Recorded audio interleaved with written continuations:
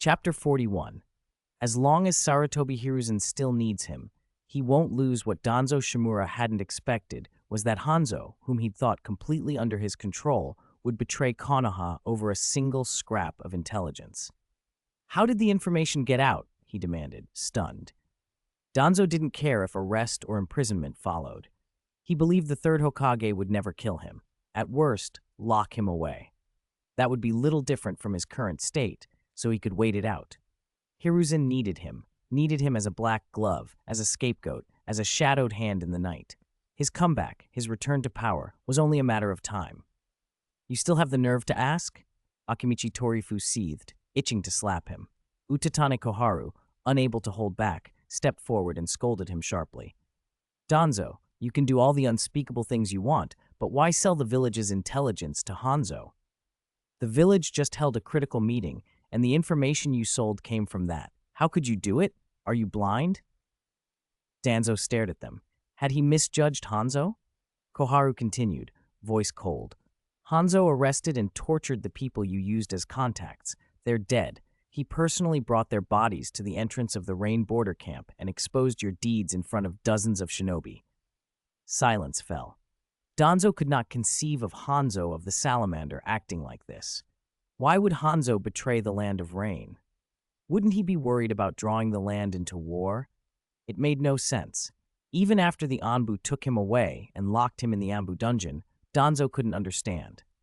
Third Hokage was equally bewildered. But the fact remained, Hanzo had made his actions public. Though he claimed he had no mind to be an enemy of Konoha, a few words could not undo the damage. Dragging the land of Rain into conflict had become, for many in Konoha, unforgivable. The peace of the village was shattered when the Hokage office released its announcement. The whole place erupted. Why did Lord Danzo assassinate our shinobi? The announcement says he not only killed our people, but also sold village secrets and betrayed our interests. How could he commit such treachery? Within hours, Danzo Shimura had gone from a powerful figure to a rat in the street, his reputation ruined. The villagers reveled in the news and praised the third Hokage for swift justice. Danzo was arrested and imprisoned at once, an operation the Hokage's office orchestrated, and everyone assumed Hiruzen would hand down severe punishment. The announcement and the arrest diffused the anger and the call for vengeance. The matter would fade with time. Does anyone know why Hanzo betrayed us? Hiruzen asked when Sarutobi Mishima reported in. Mishima bowed. No, Hokage-sama. He gave no explanation beyond exposing Lord Danzo. After that, he left. The bodies were identified as members of the Shimura clan. Hiruzen listened, his face grave. Good work, Mishima. Rest a while, then return to the camp and make the village's ruling known. I cannot allow Danzo's actions to cool the comrades' spirits. If nothing unexpected happened, Mishima's orders would see this matter closed for now. For the immediate future, Hiruzen would prevent Danzo from showing his face or stirring trouble. When, or if, Danzo could move freely again would depend on when Hiruzen needed his scapegoat and black glove. It also depended on matters at the Senju residence. Danzo certainly shouldn't be released before Whirlpool Mito had left. Yes, Hokage-sama. Mishima spent one night in the village, then returned to the camp with the official announcement. The news lifted a weight from many uneasy hearts. Praise for the third Hokage echoed through the camp. Resentment toward Danzo shifted into relief. Mishima informed the medical department and told Jingji, Hokage-sama is taking this seriously. For now, you can rest and recuperate. I'll coordinate with the captain to handle camp matters. Then I'll trouble the vice captain, Jingji replied politely. Hiruzen's handling of the crisis had been masterful. He both satisfied the village's thirst for justice and simultaneously shielded Danzo from total destruction. The public focus remained on the punishment announcement. How severe Danzo's punishment would ultimately be mattered less to most people than that it had been done. As the clamoring subsided, the camp returned to a tentative peace. Those who had been furious were now praising the Hokage, as if ready to erect an altar in his honor. For Jingi, that meant he could recover without concern, waiting out the end of the third Tenseigen pulse. The pulsation had lasted far longer than he expected. He'd thought it would be over in half a month. Instead, it dragged on for more than a month. Jingi suspected the prolonged pulsations were due to his lack of Otsutsuki chakra and the dilution of his bloodline. When the Tenseigan pulse finally ceased, Jingi removed the white cloth from his eyes and produced a small mirror from a ceiling scroll to examine himself. Aside from slightly fairer skin, he saw little change externally. But inside, the transformation was profound. His body had healed in ways that felt like cataclysmic renovation. To the shinobi in the camp, that was good news. Worries settled. With Jingi's recovery and the village convinced that justice, however incomplete, had been served, calm returned, at least for now. Chapter 42. The transfer of the tailed beast is on the agenda. Even though Jingi claimed he couldn't see, that shouldn't have affected his medical skills. Unfortunately, many people found that hard to accept. Jingi understood their worry. Anyone who needed a doctor would be uneasy hearing that the healer was blind. It's a normal reaction, unless the blind healer had already proven he could treat patients successfully. Jingi hadn't had that opportunity. In peacetime, clashes at the Rain Country border camp were so rare that large-scale injuries almost never happened. Without battles, where would the wounded come from? If someone got hurt by pure carelessness or by setting traps for themselves, they'd be laughed at. Hanzo had ambitions, but he wasn't reckless. He wouldn't pick a fight with Konoha for no reason, so the Rain Country border camp was very peaceful. Konoha's shinobi wouldn't actively cross into the land of rain, and the Rain Village's ninja wouldn't casually trample into the land of fire. Tsunade regularly sent village reports and intelligence to the Rain Country border camp by Puppet Crow, which let Jingi keep up with changes in the shinobi world. The Sand Village's provocations against Konoha continued, mostly posturing, but they were an incessant annoyance, like a fly that never stopped buzzing. More important than the Sand's taunts was the news about Kushina. Mito's health had declined significantly compared with last year. That was terrible news for Konoha. It forced the Ninetales' transfer to the top of the agenda. They couldn't wait for Mito to die and then transfer the Ninetales into Kushina. The plan had to be to transfer the beast while Mito was still alive and able to suppress it. If they lost Mito's seal and Kushina couldn't withstand the Ninetales' power, once a Jinchuriki died, the tailed beast could break free. Whether Konoha could capture the Ninetales then was unknown. Even Senju Tobirama would be in trouble facing an unleashed Ninetales without the likes of Senju Hashirama or Uchiha Madara to rely on. The third Hokage and his team knew their limits. None of them could be compared to Hashirama or Madara. If the Ninetales broke its seal, it would be a disaster. At that time, Konoha had no shinobi who could use the Flying Thunder God technique to instantly transport a tailed beast ball away from the village. If the Ninetales detonated a charged tailed beast ball inside Konoha, the devastation would be unimaginable. Even in the Ninetales night, many people died despite Little Yellow Hair transferring the Ninetales and its tailed beast ball out. If the battle had taken place inside the village, who knew how many would have perished? The third Hokage might not be the boldest leader, but he understood reality. No one in the village could handle a rampaging Ninetales. Mito was too old. While she could suppress the Ninetales while its seal held, she couldn't fight it if it broke free. Therefore, making the transfer work became the village's top priority. Even the Sand's provocations could be put on hold. The successful transfer would mean Mito's death. Tsunade had steeled herself for that, but Nawaki and Kushina would likely grieve for a long time. "I hope everything goes smoothly," Jingi murmured.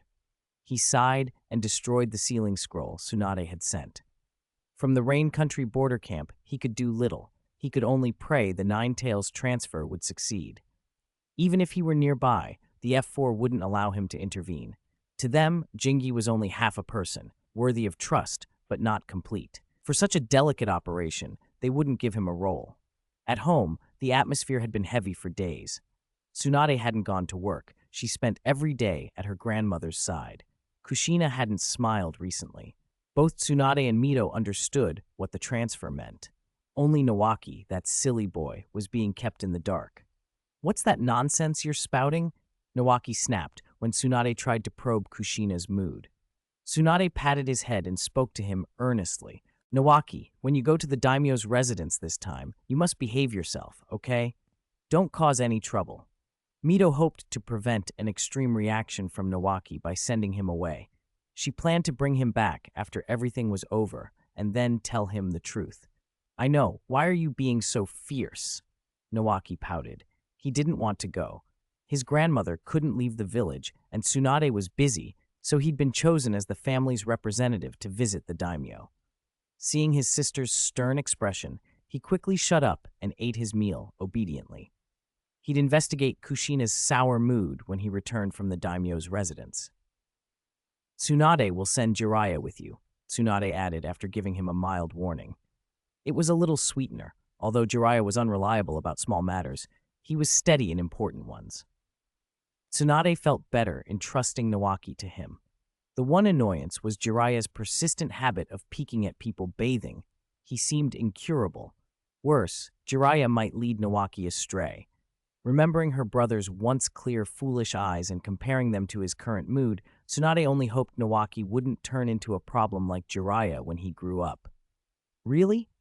Nawaki was so excited he dropped his chopsticks. Really, Tsunade said, although her face darkened. But if you mess around with him, you're dead. I promise I'll be good. I definitely won't cause trouble, Nawaki vowed. His earnest promises made Tsunade even more uneasy. He was mischievous, and combined with Jiraiya, few good outcomes could be expected. Nawaki's status only made things worse. At the daimyo's residence, he was untouchable to everyone except the daimyo himself. That would only feed his arrogance. Chapter 43. The new Hokage assistant, Uzumaki Mito, has fallen. Finally, he could go out and play with Jiraiya. Nawaki was so delighted he was blowing snot bubbles. Though he admired Orochimaru, he preferred playing with Jiraiya the most. Jiraiya never treated him like a child and always included him in everything. The only exception was when Jiraiya went to help some poor young lady. Then Nawaki would be left behind. For everything else, he came along, and over time he grew very attached to the Toad Sage. The village moved quickly. Nawaki soon left with Jiraiya, taking a group of people and gifts to the daimyo's residence. At the same time, preparations began for the Nine-Tails transfer.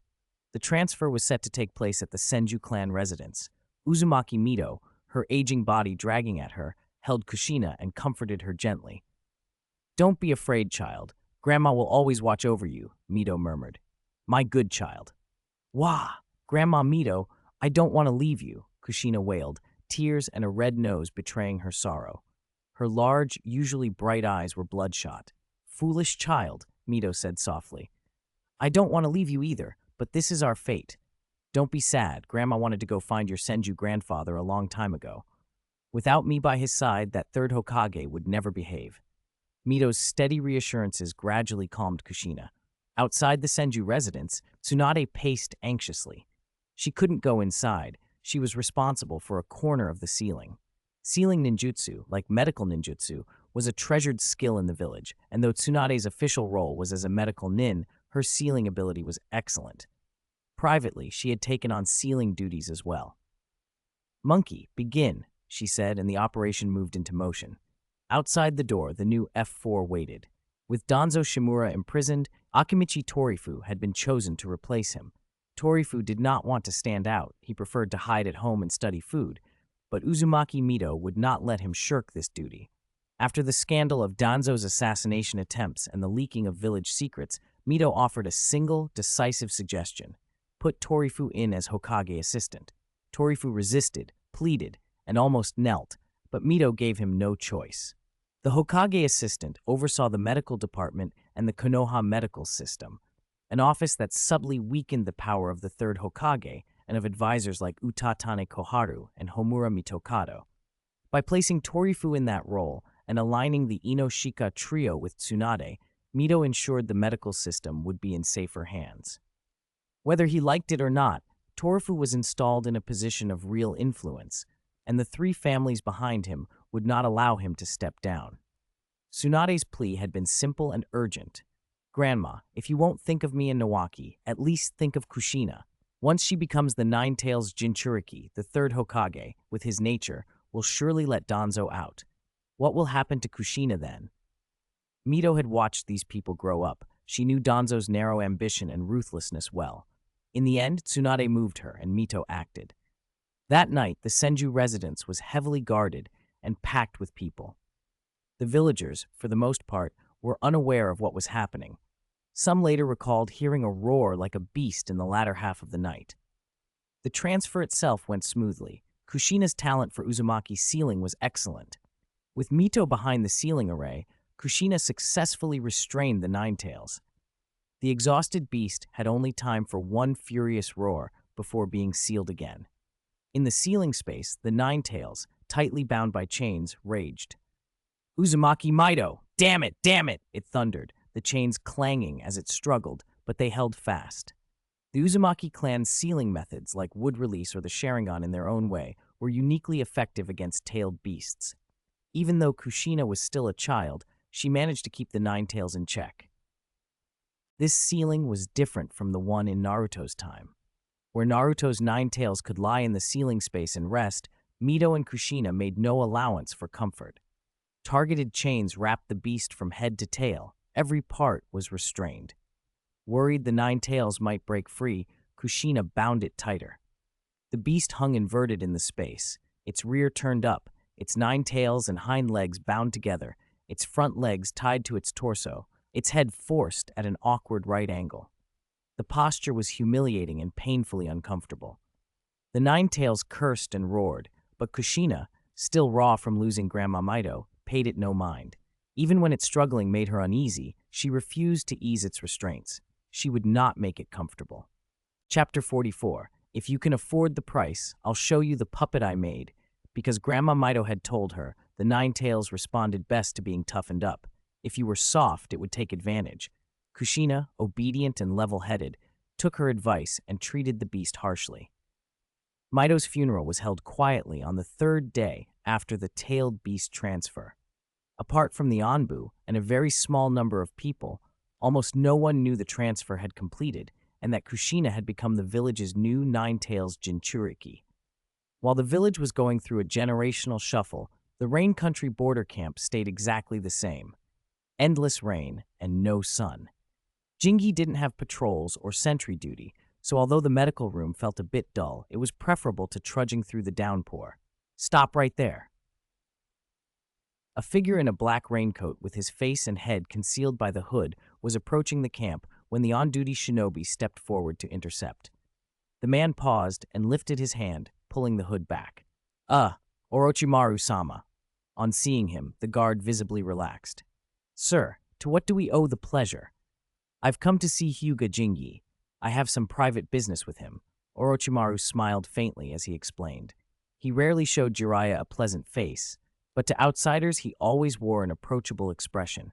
Only those who truly understood him knew he was like a viper, charming on the surface and ready to strike at any moment.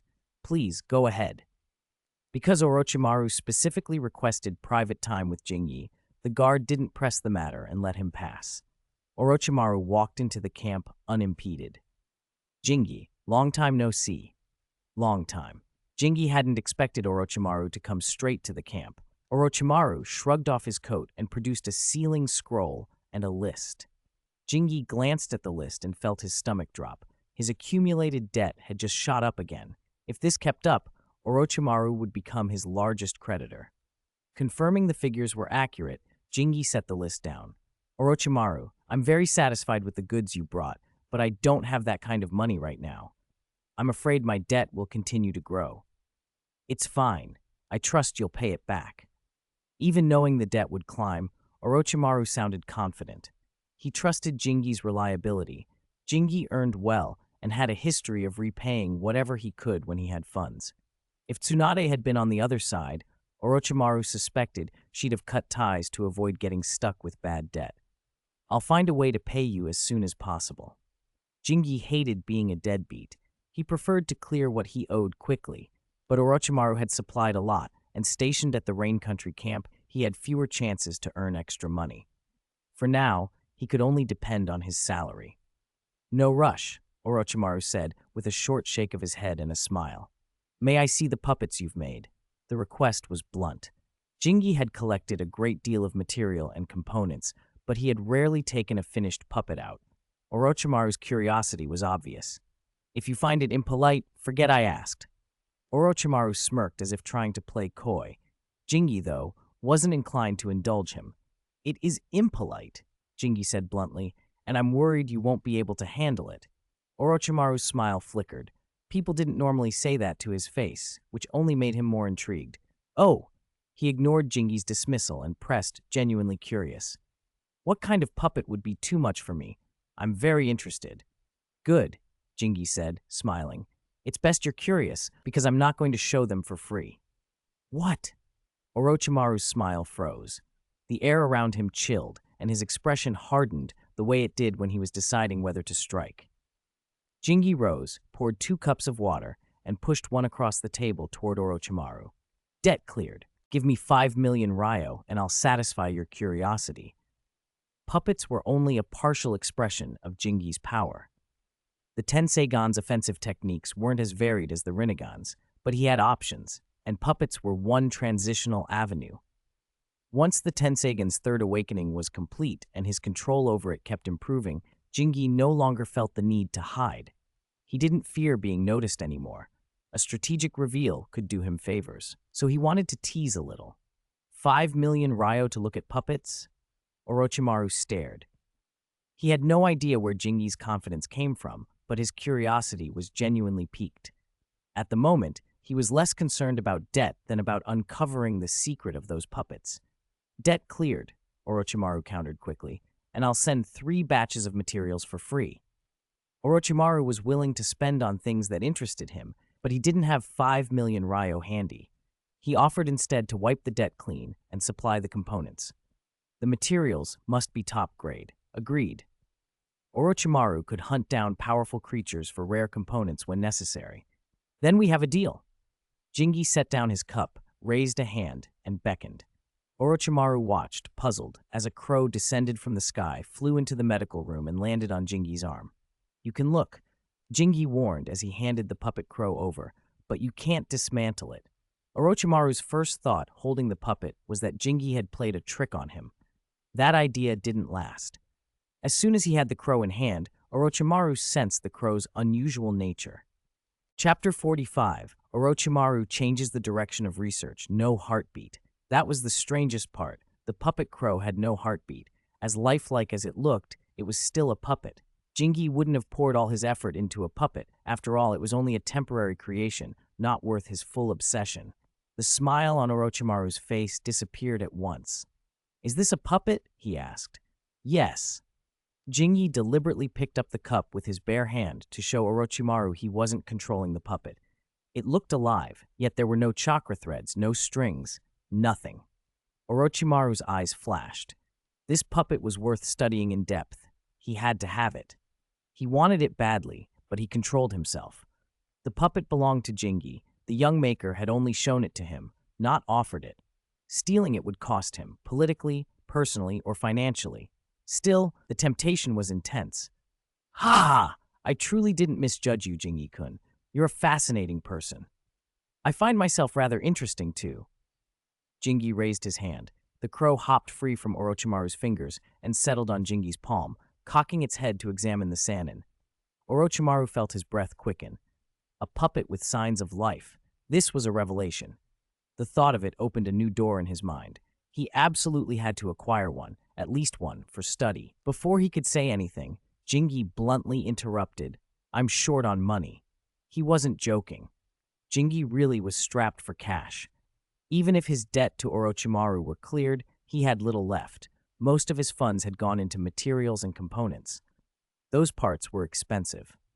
From the moment he'd started making puppets, he had poured his savings into his craft. He'd built hundreds, maybe more. He planned to keep building to assemble a true puppet army, quantity and quality both. The Sans puppet teams were a group effort. Jingi wanted an army of his own making.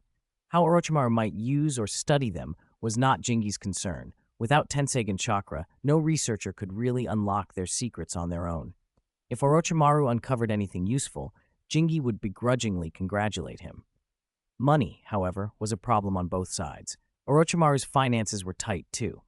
His income had been poured into building labs and buying equipment. Research bases cost a fortune to construct and maintain. Daily expenses and experiments drained him dry. He couldn't summon cash from nowhere. "I'll work something out," he said. That decided, Orochimaru left the Rain Country border camp and pushed himself to the limit. What should have been a 2-day journey he made in a day, refusing to spare time. Back in Konoha, he went straight to the Hokage's office, remouthed, out of breath and unannounced. "Teacher," he said as he closed the door. The third Hokage looked up, puzzled. "Orochimaru, what do you need from this old man?"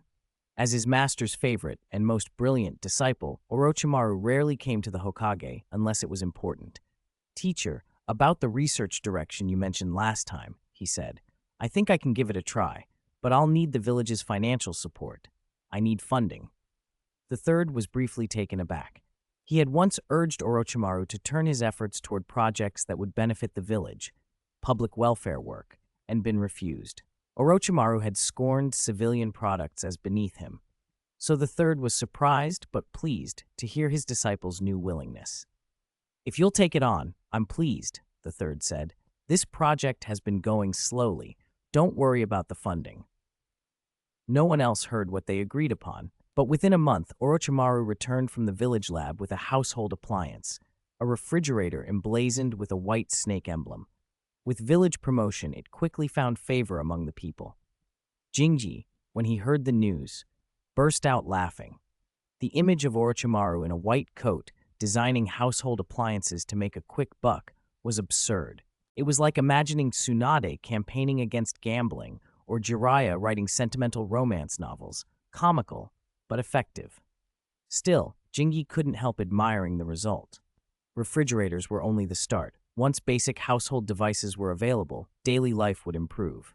With enough effort, the ninja world's technological tech tree could be developed far more rapidly than anyone expected. Researchers had simply been looking in the wrong direction. Those who mocked the Land of Lightning as mountain barbarians were foolish. When they did focus on tech, they could leap ahead. Jinji hoped Orochimaru wouldn't be seduced entirely by civilian research. It was profitable, too profitable, and could distract him from his deeper biological work. What Jinji didn't know was how driven Orochimaru had become. Short on money for so long, Orochimaru had tasted success and the steady income that came with useful civilian goods. He immersed himself in appliance research with unexpected zeal. Soon, Tsunade arrived again at the Rain Country border camp, this time on a mission. "Kushina seems in better spirits, doesn't she?" she asked. Jinji poured her a glass of water. Chapter 46. Where did the caged bird curse mark on your forehead go? Much better. She's not like she was when Grandma first left. Back then, she hardly smiled. If the third Hokage hadn't forbidden it, I would have brought her to the camp so you could keep her company. Tsunade felt helpless at the mention of Kushina. Since the Nine-Tails was transferred, Kushina's emotions had been unstable. The Nine-Tails' unwillingness to be sealed made things worse, constantly causing trouble and leaving Kushina in a state of physical discomfort that kept Tsunade on edge. She feared Kushina wouldn't be able to get past her grief, and she worried about the Nine-Tails acting up. The Uzumaki clan's sealing techniques were strong against tailed beasts, but Kushina was young, and the Nine-Tails was the most powerful of them. Kushina had more than once cried herself to sleep from the burn of the Nine-Tails chakra. It's good she's recovering. She's strong and persistent. As for the Nine-Tails, once Kushina matures a bit, she'll be able to suppress it completely. That was something only Kushina herself could achieve. Tsunade changed the subject. "By the way, how's the village situation?" "Don't even get me started," Tsunade groaned. "That Utatane Koharu keeps stirring things up, trying to get the third Hokage to hand over authority of the medical system to her. After the third refused, she started defending Danzo. Danzo Shimura was trouble, and so was Utane Koharu. Every member of the so-called F4 was problematic. Only Akimichi Torafu, who wasn't in the Corps, was somewhat reliable. Danzo was ambitious and dirty-handed. The third Hokage might have the image of a hero, but he'd done his share of shady things. Koharu and Homura Mitokado clung to power and colluded with Danzo in various ways. In the original timeline, Konoha descended into chaos. Even after the third Hokage's death, those two pushed back against Tsunade to preserve their influence. They constantly restricted the fifth Hokage. Jinji pouted. No surprise, all of them love power, The medical system used to be in Koharu's hands, and now that it's with Akimichi Torifu, she's not happy. Defending Danzo is just pressure, trying to gain an ally against the Hokage. You're right. Tsunade nodded at Jingi's analysis, and then suddenly laughed. Right now, Akimichi Torifu, that big oaf, is stuck in the Hokage assistant position. He wants out, but he can't, so he clings to the medical authority. If he knew you put him there, he'd probably curse you to death. If it had been anyone else, the position would have been a promotion. But Torifu hated it. He'd been forced into it by Mito Uzumaki, who'd installed him and pushed the Inoshikacho family behind him toward Tsunade. Torifu's presence as Hokage assistant, combined with control over the medical system, set the F4 tearing at each other. That was Lady Mito's order. Nothing to do with me. Jingi chuckled. He wasn't taking the blame. Tsunade's expression went serious. The village has decided to send forces into the Land of Rain to respond to the Sand Village's provocations. We might be on the brink of another war. To ensure the smooth succession of Jinchuriki, Konoha had tolerated provocations from the Sand Village in the Land of Rivers, focusing on the Jinchuriki transfer. But the Sand Village had taken Konoha's patience for weakness and ramped up provocations.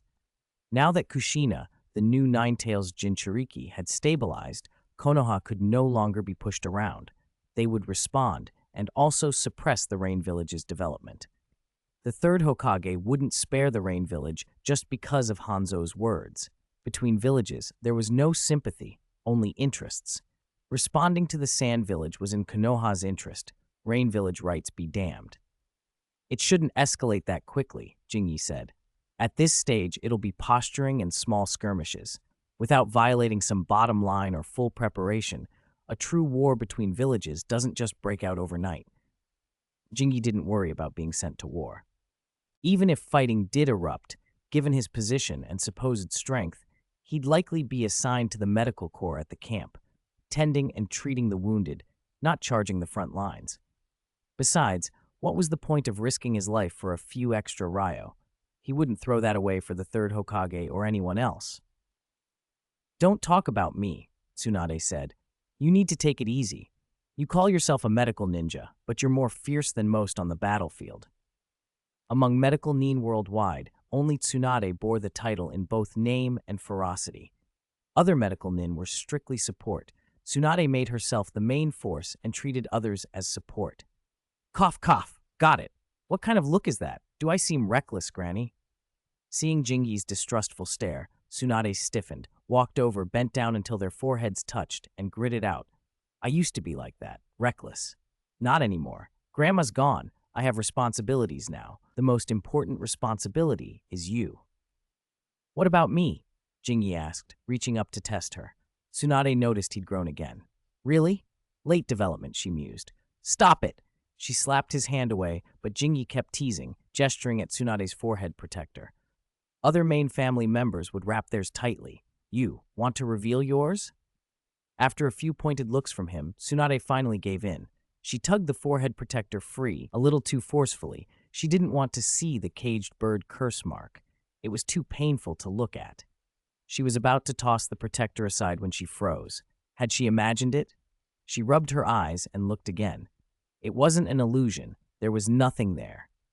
Your forehead's curse mark. Where had the caged bird curse mark gone? Jingi reached up, wrapped an arm around Tsunade's waist, pulled her onto the table, and leaned in. Do you remember when we were at the hospital and you asked why I smelled like paint? Tsunade's thoughts scrambled. She vaguely remembered asking, and Jingi had said he got paint on himself from painting at home, lifting his clothes to show stains to prove it. She hadn't thought much of it then. So the caged bird curse mark on your forehead was painted on? Tsunade felt her brain short-circuit. The Hyuga clan's curse mark was supposed to be absolute. How could it vanish just like that? Yes, painted on. Impossible. Grandpa and Great-Grandpa tried to decipher that mark when the village was founded, and all failed. The third Hokage tried too. How did you do it? Is there a possibility? Jingi tapped his eyes with one finger. These eyes of mine aren't degenerated. Tsunade fell silent, staring into Jingi's sky-blue, star-like eyes. Not degenerated, then evolved? Like the Uchiha's Sharingan? Tomorrow is Children's Day. Happy Children's Day to all of Chan-chan's darlings. Send free gifts for updates. Continuous updates will follow. Chapter 47. The third Kazakage meets Hanzo of the Salamander. Don't tell me, the Hyuga's Byakugan can evolve, just like the Sharingan? Why not? Jingi replied. I've gained a bunch of strange abilities. The caged bird curse that bound me vanished because of it.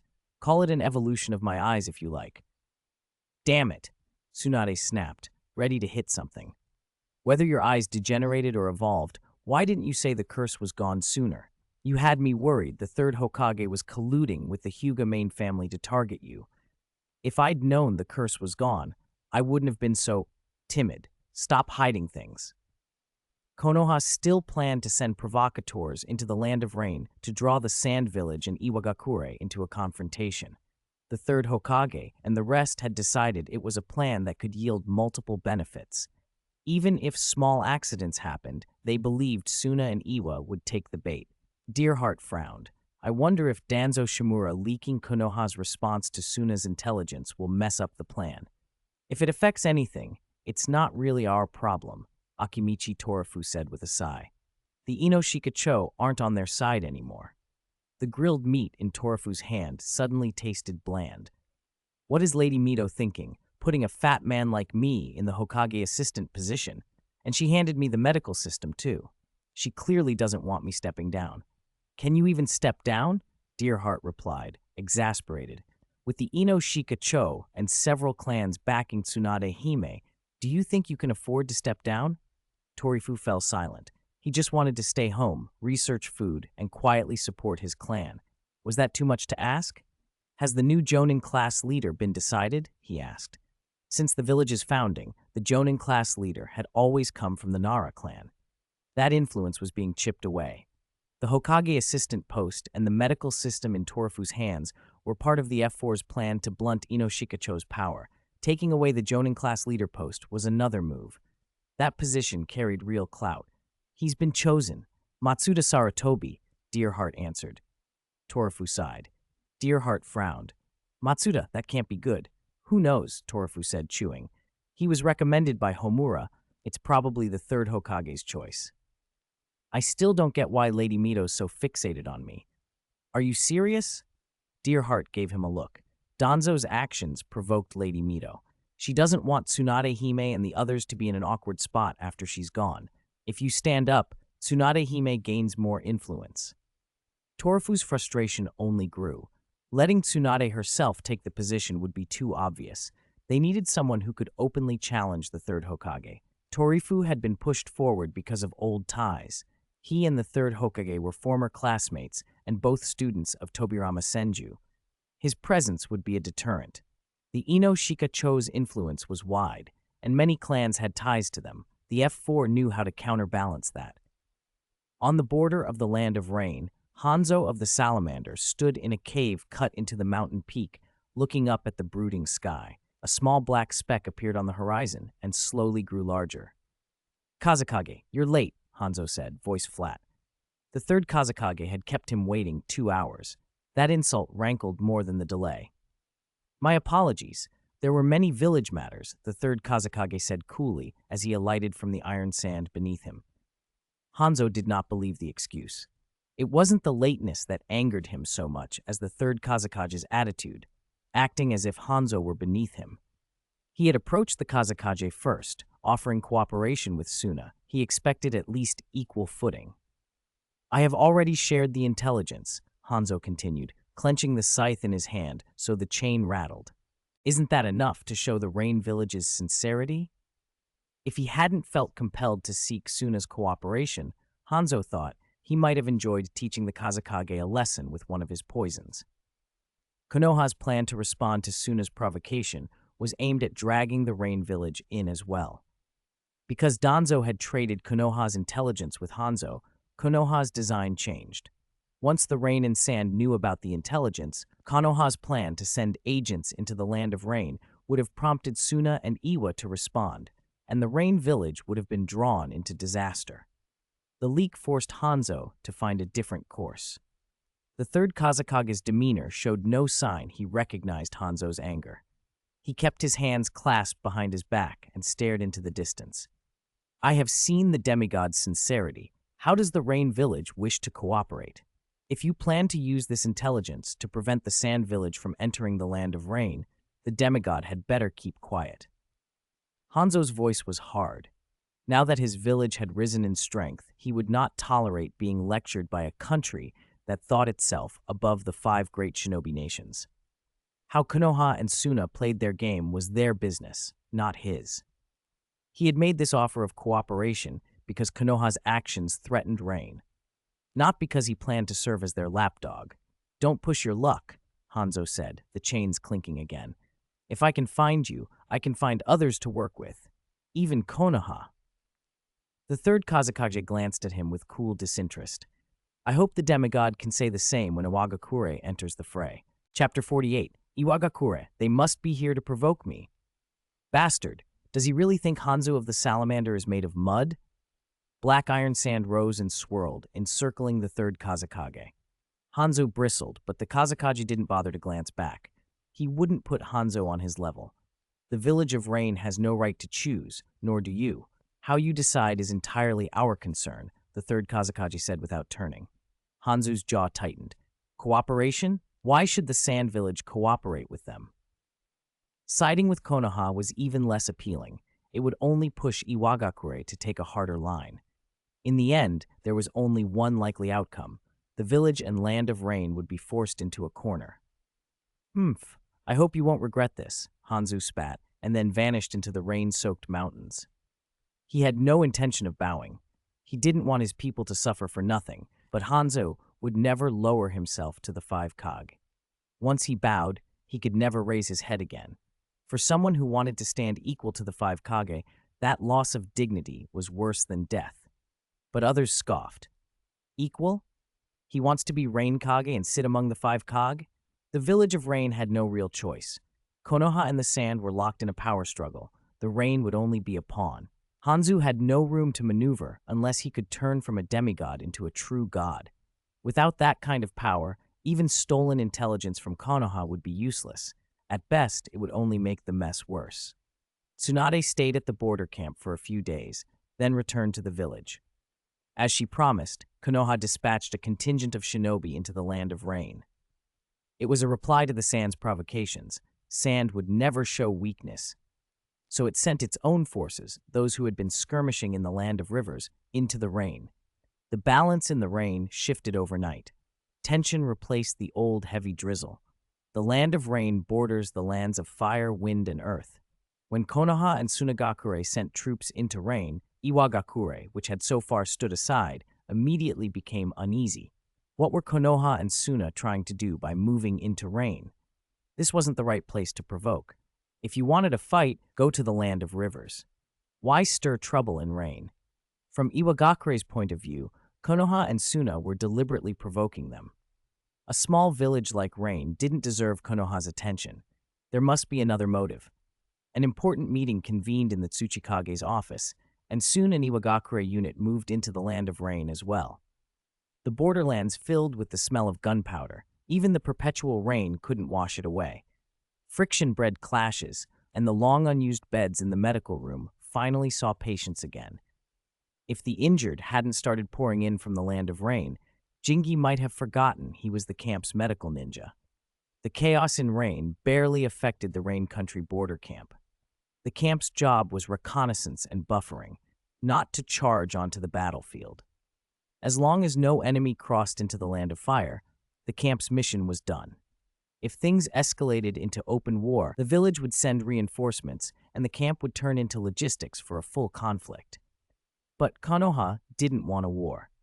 The third Hokage would have preferred more 5 Kage summits and peaceful development. Konoha's advantages were too great to risk unnecessary fighting. Across the nations, the balance of power was obvious. Konoha had massive inherent advantages: population, a large ninja base, and more shinobi than any other of the 5 great countries. Only Kumogakure could challenge it with time and wealth. Iwakure relied on mass production. No natural advantages, no economic edge, so it mass-produced an Earth-release army. Kirigakure was still racked by internal strife. Until 4th Mizukage Yagura had fully consolidated power, it couldn't launch significant external offensives. Tsunagakure guarded the most barren lands but carried the biggest ambitions. Its meager resources and small population kept it hungry for the land of fire. Its provocations in rivers and rain were proof enough.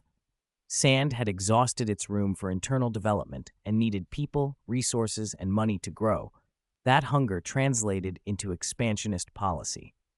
Small clashes continued, but none of the three major parties wanted to break the stalemate.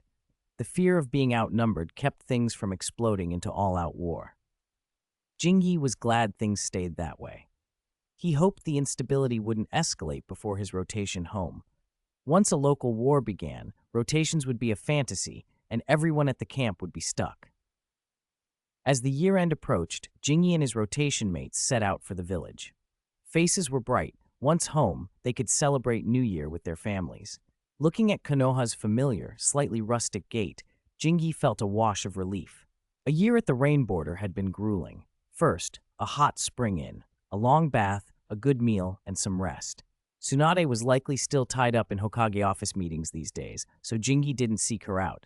He booked a private hot spring, changed, and sank into steaming water with a long sigh. Village life felt comfortable again. Baths at the camp were inconvenient, the food even worse. In the hot water, Jingi's eyes closed and sleep tugged at him. After a soak, he felt renewed and decided to treat himself to a barbecue. His stomach had endured 2 days of travel on dry rations. He went to an Akimichi clan barbecue restaurant, found a seat, and ordered meat in generous quantities. Dear readers, please send gifts to encourage more updates. Love you. He wanted a good, hearty meal, and then to go home and sleep. When it came to food, the Akimichi clan knew what they were doing. Just their special roasted meat could bring in a pile of money. That kind of high income made a lot of clans jealous. Unfortunately, they didn't have the Akimichi's knack for it. They could only watch. Not bad, Jingi said, picking up a piece of roasted meat, dipping it in a little seasoning, and tasting it. Fresh ingredients, excellent sauces, crisp, refreshing sides. No wonder Akimichi-run barbecue places were always packed, and their prices were the highest in Konoha. He raised the meat toward his mouth when a small figure suddenly leapt at him, bold, trying to grab his food right out of his hands. Jingi put his arm up to block and was met with a head of long red hair. Kushina. He moved his arm and caught the little girl as she flopped into his lap. Woo-woo, Jingi, Grandma Mito's gone, Kushina cried, burying her face against his chest. Before Jingi could say anything, the meat on his chopsticks was snatched. Tsunade had taken it in one bite and raised an eyebrow at him. Tastes good. Heh, long time no see, Nawaki grinned as he pulled over a small stool and sat down beside them. All right, don't cry, don't cry. Holding Kushina, Jingi tried to soothe her. He'd better be good at this. Kushina had been talking about him all year. Tsunade gave him a look that said, good luck, then sat by Nawaki and started threading meat onto the grill. Kushina's tightly wound emotions, left bottled up for a year, finally burst. The little girl sobbed, soaking Jingi's newly changed clothes. He kept comforting her, hoping she'd calm down. Kushina, how did you know I was back? Since comforting wasn't working, Jingi went for distraction. Tsunade said that you'd arrive in the village today. Kushina sniffled between hiccuped words. Tsunade chewed thoughtfully and said, you came back and didn't even come find us. You went off to soak in hot springs and then came here to eat roast meat by yourself. Don't even mention it, Jingi muttered, looking up at the sky. Life at the camp was rough. Even taking a bath was a hassle, let alone a proper meal. Hokage uncle is the worst. He sent you off to the Rain Country border camp. Blaming the third Hokage finally shifted Kushina's focus and eased her grief a little. Luckily, the barbecue place was busy and noisy, so no one overheard the criticism. Otherwise, someone might have leapt up to protest. The third Hokage's prestige in the village was enormous. Look how thin you've gotten. You haven't been eating properly, have you? Look how delicious this is. Ah, Nawaki, don't eat so fast. You're going to finish it all. Jingi plucked Nawaki out of reach to draw Kushina's ire and redirect the mood. Nawaki-kun. As expected, Kushina, halfway through a cry, switched to indignation. How dare he eat all the meat? Tsunade, mid-gorge, put her chopsticks down like she was scolded. Nawaki, caught with a piece of meat in his hand, looked mortified. It was only his second piece. His sister had eaten the rest. He raised a protesting hand and pointed at Tsunade, but she shot him a warning look, and he wilted. No, it wasn't me. I didn't. All right, Nawaki was just hungry. Let's order more. I'm hungry too. Let's all eat, Jingi said, soothing Kushina and winking at Nawaki. He flagged down the waiter and added several more plates. With Jingi holding her, Tsunade chiming in, and Nawaki taking the blame, Kushina's tears eased. Jingi told some camp stories, getting everyone to laugh. The conversation shifted to Nawaki's graduation. You're about to graduate, right? Jingi asked. Yes, after the graduation exam, I won't be a student anymore. I'll be a real ninja, Nawaki announced, puffing his chest out like a hero about to strike a pose. Even after graduating, you're still a rookie. Tsunade shot him down. Your sister here graduated from the Ninja Academy at 6. How can I compare to you? Nawaki groaned. Jingi graduated at 10, Nawaki protested. Why don't you call him a rookie? Nawaki wasn't actually uncouth, just hopeless next to Tsunade. Among their cohort, he was top in most things except, well, his temperament. Jingi watched the siblings bicker with amusement, and even Kushina, though still a bit mischievous, managed a smile. Kanzi, Kushina murmured, leaning against him. Can I invite my friends to your house tomorrow? I want to treat them to roasted meat. Of course, I promise not to disappoint our little princess. Hey, Jingi, you're so nice, she squealed. By the way, who do you want to invite? Kushina counted off on her fingers. There's Mikoto-ni and Little Yellow Hair and Mihui. Jingi, who had been taking a sip of tea, spat it out at Little Yellow Hair. That nickname rang a bell. Little Yellow Hair, do you mean Minato Namikaze? Yes, Kushina's eyes lit up. In class, he's the only one who'll be my friend, and Mihui is too shy to talk much. You said Little Yellow Hair always attracts the girls' attention, so I think the name fits. When he was small, Minato had been bright and sunny with a ready smile and good grades. No wonder the girls noticed him. After Kushina called him Little Yellow Hair enough, he had taken to the nickname, grudgingly. Jingi, when Mihui comes, please don't be mad at her, okay? She's very timid, Kushina added, looking up at him with pleading eyes. Chapter 50. Who understands the joy of being forced to eat by a little rich woman? Jingi laughed. Of course not. Your friends are my friends. How could I be angry with them? Besides, why would I be upset with this Mihui? Kushina, who Jingi still didn't know any child named Mihui, much less a little girl by that name, only grinned. You'll find out tomorrow, she said, trying to keep the surprise. Jingi ruffled her red hair and picked some meat for her. Eat up, you're growing. You need more meat if you want to get taller. After they were full, Jingi paid the bill and the four of them left together. When they reached the house, he froze. Where's my house? He checked the location again. Right place. Had he come to the wrong address? Kushina, sprawled across Jingi's back, craned her neck and giggled. Jingi, look, after you went to the Rain Country border camp, I had people tear down the old place and rebuild it. It's a 3-story house now, lots of rooms. I'm gonna live here. Why didn't you tell me? Jingi asked, turning to Tsunade. Tsunade pushed open the door with a sour look and strode into the courtyard. That brat wouldn't let me tell you. She wanted it to be a surprise. I've been raising her, but she wouldn't even lend me 200,000 ryo, and then she goes and builds you a house. I, Tsunade ni, feel like an outsider, she added, indignation written all over her face. Nawaki opened his mouth, hesitated, and swallowed his words. He didn't dare argue with Tsunade. Kushina, however, simply wrinkled her nose and said earnestly, Grandma Mito said not to lend you money or give you money. She said if we did, it would be gone forever. Tsunade was left speechless. Jingi burst out laughing at the sight. Tsunade, fuming, wanted to kick him for laughing, but the ridiculousness of being spoiled by the little rich girl was undeniable. Was this Hyuga Jingi living off a woman?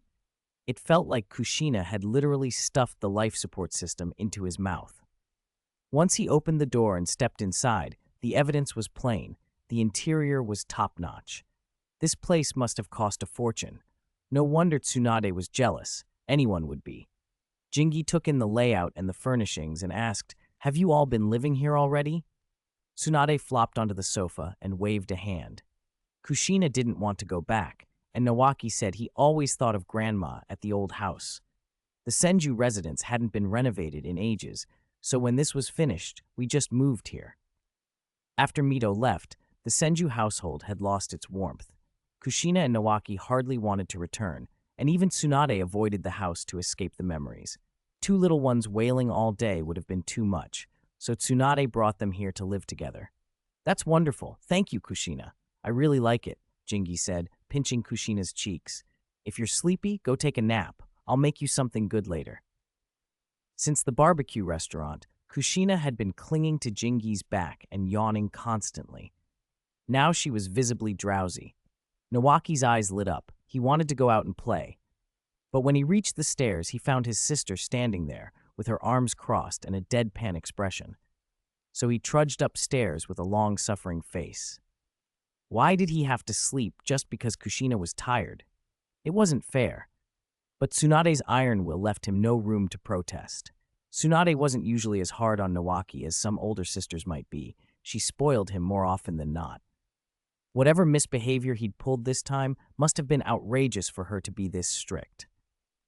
It's all that bastard Jiraiya's fault, she snapped. She ground her teeth. That scoundrel came back and took Nawaki everywhere. Over 10 days ago, they even sneaked into the women's bathhouse. The two perverts fell off the roof and nearly scared several girls out of their wits. This even reached the Hokage's office. Do you think I'm not angry? Nawaki said nothing. Jingi, trying not to laugh, pictured it. Jiraiya and Nawaki wreaking mischief around the village. No wonder Tsunade forbade the boy from going out. He was only 9. He shouldn't be acting like that. Tsunade rubbed her temples. The third Hokage asked me about arrangements for Nawaki a few days ago, and I haven't answered him yet. Not every child who graduated from Ninja Academy was assigned directly to a team or given a permanent teacher. It depended on the child. Nawaki could be assigned a personal mentor. Tsunade had considered Orochimaru. He'd probably accept if she asked. But after discussing it with Jingi, and then with Jiraiya involved, the whole thing turned into chaos. They hadn't even officially become master and student, and already they were causing trouble. Tsunade's blood pressure rose just thinking about it. She wanted to wring both their necks. Do you really think highly of Jiraiya? Tsunade asked. If you left it to me, I'd choose Orochimaru, she added, though reluctantly. Jingi couldn't help but give a wry laugh. Jiraiya is perverted and does a lot of disgusting things, but I believe he can be a good teacher. His personality fits Nawaki. Under Jiraiya's guidance, Nawaki might even get the favor of Mount Myobaku. Naruto was a low-end version of Nawaki. If Naruto could win the regard of Mount Myoboku, why couldn't Nawaki? Learning Sage Mode would be a huge boost to his power. Tsunade sighed and rubbed her forehead. I need to think this over. She tried to be practical. Jiraiya was unreliable in many ways, but he had talent and the ability to grow. Damn him for being such a pervert. If only he were a little more serious. Even if he had a wandering eye, he shouldn't be dragging kids into peeping and mischief. The thought irritated her, but she couldn't deny the truth. She brightened suddenly. What about you? Do you want to sign a summoning contract with the slugs? I brought the sealing scroll. Jingi shook his head. Summoning animals wouldn't help me much, and I don't want to become solely a medical ninja. He hadn't seriously considered a summoning contract. If it came free, he might try, but learning Shikatsu Forest Sage Mode, whatever dangers and difficulties that entailed, was uncertain. Tsunade's voice turned a little sheepish. The slug sage told me my talent wasn't enough. I could learn if I insisted, but it was very dangerous, so I gave up. Not enough talent? Jingi's lips twitched. He couldn't tell if she was being modest or genuinely regretful. Either way, Tsunade looked like she carried a small, private guilt in her expression, something she hid under her usual brusque exterior. Chapter 51. Little Tsunade, he has a good talent.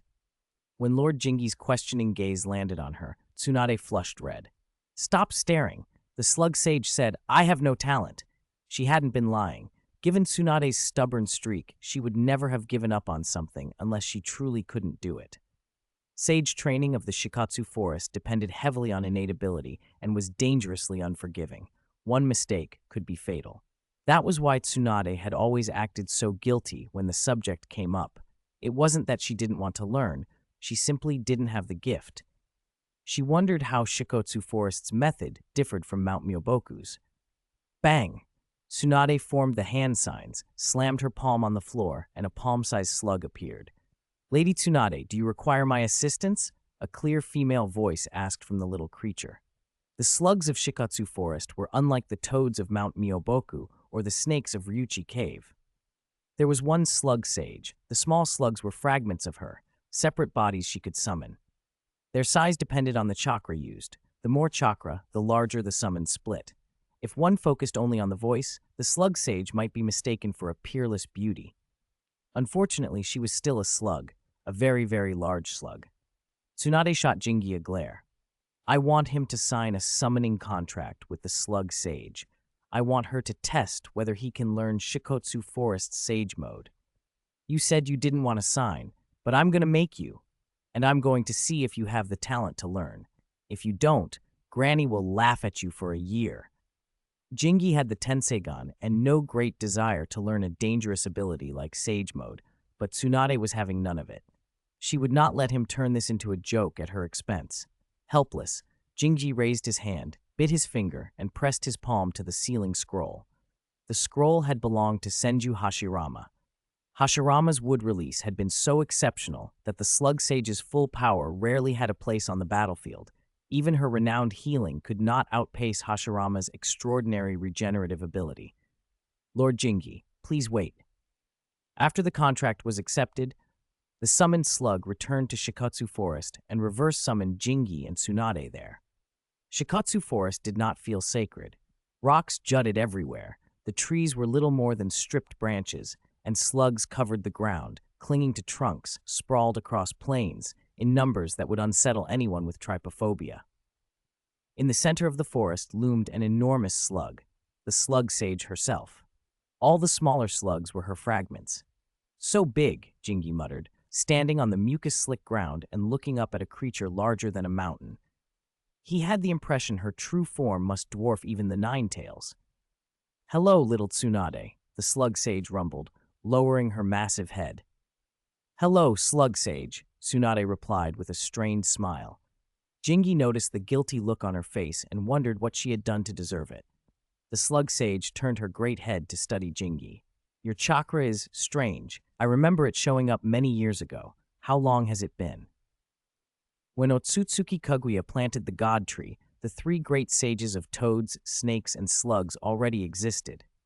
The toad sage even aided the six-path sage in cultivating sage mode and urged him to rebel against his mother. The three sages' influences ran deep through the early history of chakra. Only the toad sage's role had often been visible, but the others had their parts to play as well. "Slug sage, we're not here to reminisce," Tsunade interrupted. "I asked you to test him, see if he can learn Shikotsu Sage Mode." The slug sage blinked and drifted back into the present. "Ah, sorry, little Tsunade. Since he has signed the contract, I will test him." She lowered her head further. Tsunade quickly retreated and folded her arms, a smirk of anticipation on her face. Finally, someone else would feel the humiliation she had once tasted. "Child, are you ready?" the slug sage asked. Jingi was about to answer when the slug sage's enormous mouth descended over him and swallowed him whole. Viscous, cold mucus closed around him. Breathless moment, he had no bearings, no sky, no floor, only the slick, suffocating interior of the creature's throat. Horrified and half paralyzed, Jingi flailed mentally as the slime tightened. Tsunade, who had been watching, doubled over with laughter, reliving her own memory of being swallowed by the slug sage, her body wrapped in slimy mucus. The sensation had haunted her. Now someone else was experiencing it. A thudding impact jolted Jingi upward. He was launched out of the slug sage's mouth like a firework, crashing to the ground, but a ring of smaller slugs cushioned his fall. He hit the earth covered head to toe in mucus, the secretions reeking of a strange, cloying odor that made him gag. "Ugh!" he retched. Tsunade didn't care about getting dirty. She sat on the ground, clutching her stomach and slapping her thigh as laughter shook her. Jingi's predicament was priceless. "What are you laughing at?" he demanded, mucus dripping from him. Hysterical as it sounded, the ha-ha task of Tsunade only grew louder.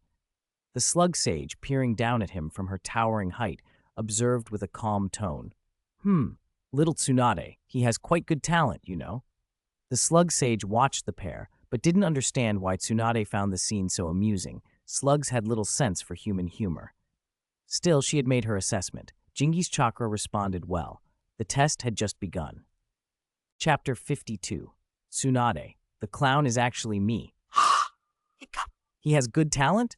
Tsunade, who had been laughing wildly a moment before, suddenly froze. Her eyes went wide, and she blurted, "Slug Sage, are you sure his talent is that good?" "Yes, his aptitude is excellent, no worse than young Hashirama.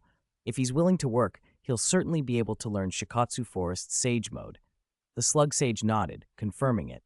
By even bringing up Senju Hashirama as a comparison, the Slug Sage had made the point clear. Jingi's talent for learning Shikotsu Forest's Sage Mode was comparable to Hashirama's. Tsunade felt the laughter die in her throat. If that was true, then I'm the clown. Once the thought hit, she couldn't laugh anymore. Tsunade knew exactly who her grandfather, Senju Hashirama, was. The title Ninja God wasn't given lightly. If Jingi's aptitude could be compared to Hashirama's, it almost guaranteed he would learn Sage Mode. Tsunade's mind flipped between fear that he wouldn't be capable and a worse fear that he was so capable she'd look foolish. After all, the Slug Sage had vouched for it. "Wait," she said. "I want to know how Shikotsu Forest's Sage Mode is learned." Most people hearing the Slug Sage would have been ecstatic. Jingi, however, remained calm. He wanted to know the exact steps. If learning Sage Mode required being swallowed by the Slug Sage, he'd refuse. He didn't want to go through that awful feeling again. Slugs don't understand human senses of humor or disgust. To them, being covered in mucus is ideal, and drying out means injury. For a human, being swallowed or constantly enveloped by a giant slug was both nauseating and terrifying. The Slug Sage didn't seem to grasp Jingi's worry and answered earnestly. "It's simple," the Slug Sage said. "You meditate on the ground while many small slugs crawl over you to help you absorb natural energy. These little slugs don't just help you take in natural energy, they also moderate its impact. To learn Sage Mode, you must absorb natural energy and blend it with your bodily and spiritual energy until all three reach a balance point. Finding that balance is the hard part. Many who failed at this step died when natural energy went out of control. If it were only about absorbing natural energy, the threshold wouldn't be so high. Having a swarm of small slugs crawling over you not only helps get the process started, it also soaks up any excess or unbalanced natural energy, preventing it from running wild. If natural energy does run wild, the learner turns into a stone statue. The three great sage lands, Shikatsu Forest, Mount Myobaku, and Ryuchi Cave, share this rule. Failures during training mean petrification. Mount Myoboku alone had a large number of stone statues as a grim reminder. "Like the toad oil from Mount Myoboku?" Jingi asked.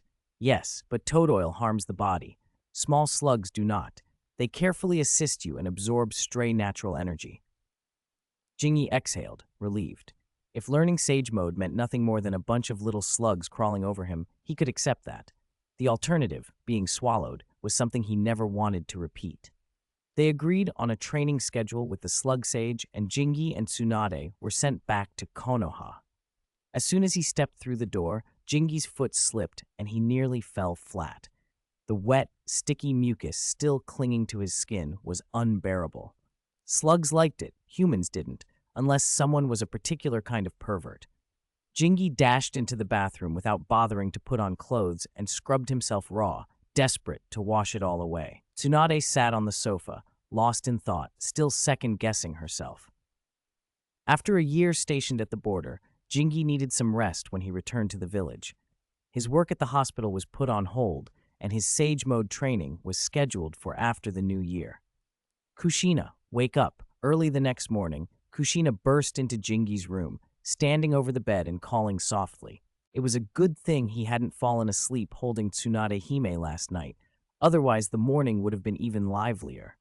Tsunade, feeling dejected, had decided to keep to herself. "It's not that early," Jingi grumbled, rubbing the sleep from his eyes.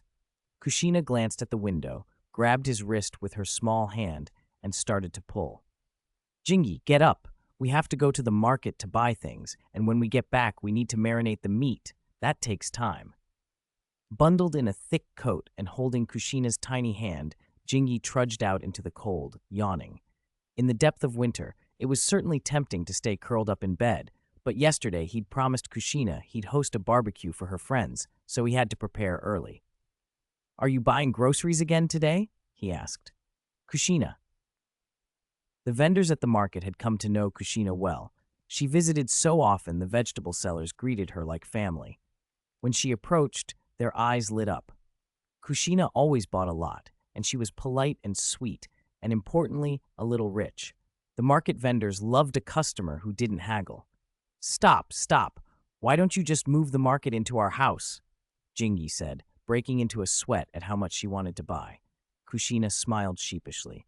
Jingi flicked her forehead and said, "No more of that, everyone's too enthusiastic. I'll buy it, but you're not allowed to talk." "Oh, okay." She pouted in mock grievance, but obediently followed him, quiet and well-behaved. After they finished shopping, they went to a ramen stall for breakfast. Nawaki and Tsunade Hime, if nothing urgent came up, would probably sleep much longer. "So fragrant," Kushina sighed, happily slurping her noodles. Jingi watched her hop along like a little rabbit after they ate, hand in hand, and felt a strange parental twinge. Raising her felt like raising a daughter, all the lessons, the coaxing and the companionship. Back home, Jingi gave her one simple task: wake Tsunade and Nawaki and get them to help. "Ah! Why? I wanted to sleep a little longer." A wail came from Nawaki's room. Jingi, who was trimming and skewering meat, barely managed not to laugh. It was pointless to panic about Nawaki when he had a sister like Kushina. He couldn't bear to hit her, couldn't bring himself to scold her, and most importantly, he might not win if they actually fought. Don't underestimate Kushina just because she was young. Trained by Jingi and Tsunade, the blood-red hot pepper, Kushina was far stronger than her counterpart in the original story. "Why doesn't my sister have to work?" Nawaki huffed, slumped on a small stool and pushing meat onto a bamboo skewer with a dejected air. Jingi smiled. "Are you sure you want to know why your sister doesn't have to work?" Nawaki blinked, then nodded, unable to suppress the curiosity. Jingi raised his voice toward the stairs. "Tsunade, Nawaki says you should come down and work." There was a stunned silence on the other end. Nawaki's hands froze, meat in one, a skewer in the other, his mind a total blank. "No, brother, I call you brother, don't shout. My sister will kill me. She hasn't slept well, and she's in a terrible mood. Let her sleep a bit more, I'll do everything." He bolted to his feet, panic making him clumsy as he begged Jingi to stop. If Tsunade actually woke up, he'd be the one to suffer. "You said that, I didn't force you," Jingi said, eyes glittering with amusement. No, I'm willing. It's nothing to do with you." Nawaki forced an embarrassed smile, while Jingi fought to keep from laughing outright. Such a little rascal, still trying to get out of work. "Fine, let's see if I can't fix him." Fearing the wrath of his sister, Nawaki braced himself and got back to work, muttering the whole time. By the time everything was almost ready, Kushina and her little entourage burst through the door.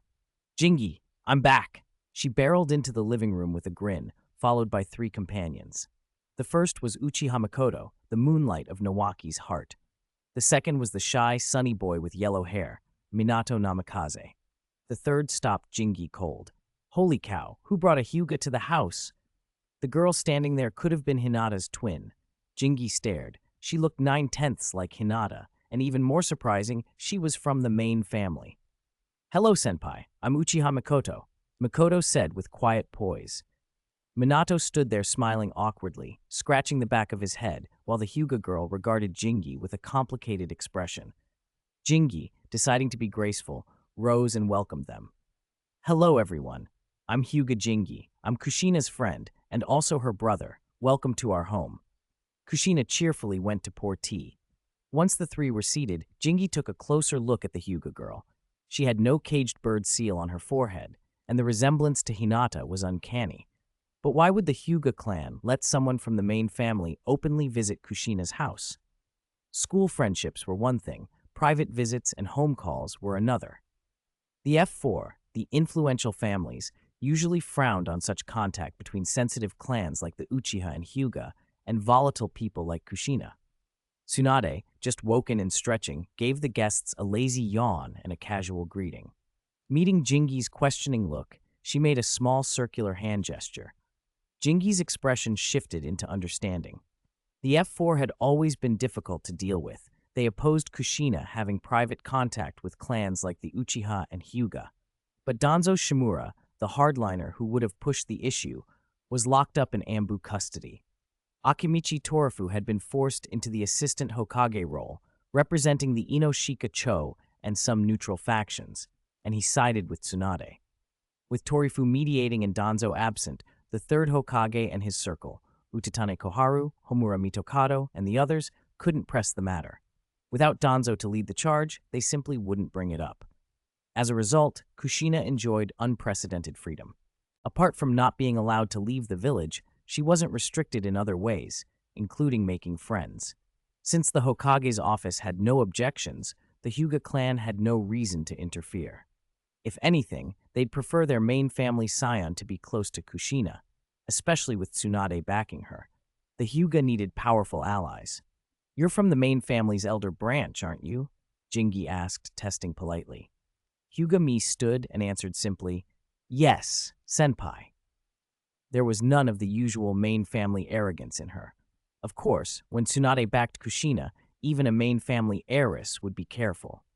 Jinji smiled and soothed. "Don't be nervous. I told Kushina that her friends are my friends. Think of this as visiting a friend's house." Hyuga-mi's cheeks colored faintly as she nodded. Hyuga blood made their skin fair and easily flushed. She blushed like Hinata at the smallest kindness. Jingi suppressed a smile at how alike she was to the girl everyone knew. "Nawaki, come help," Jingi called, breaking the moment.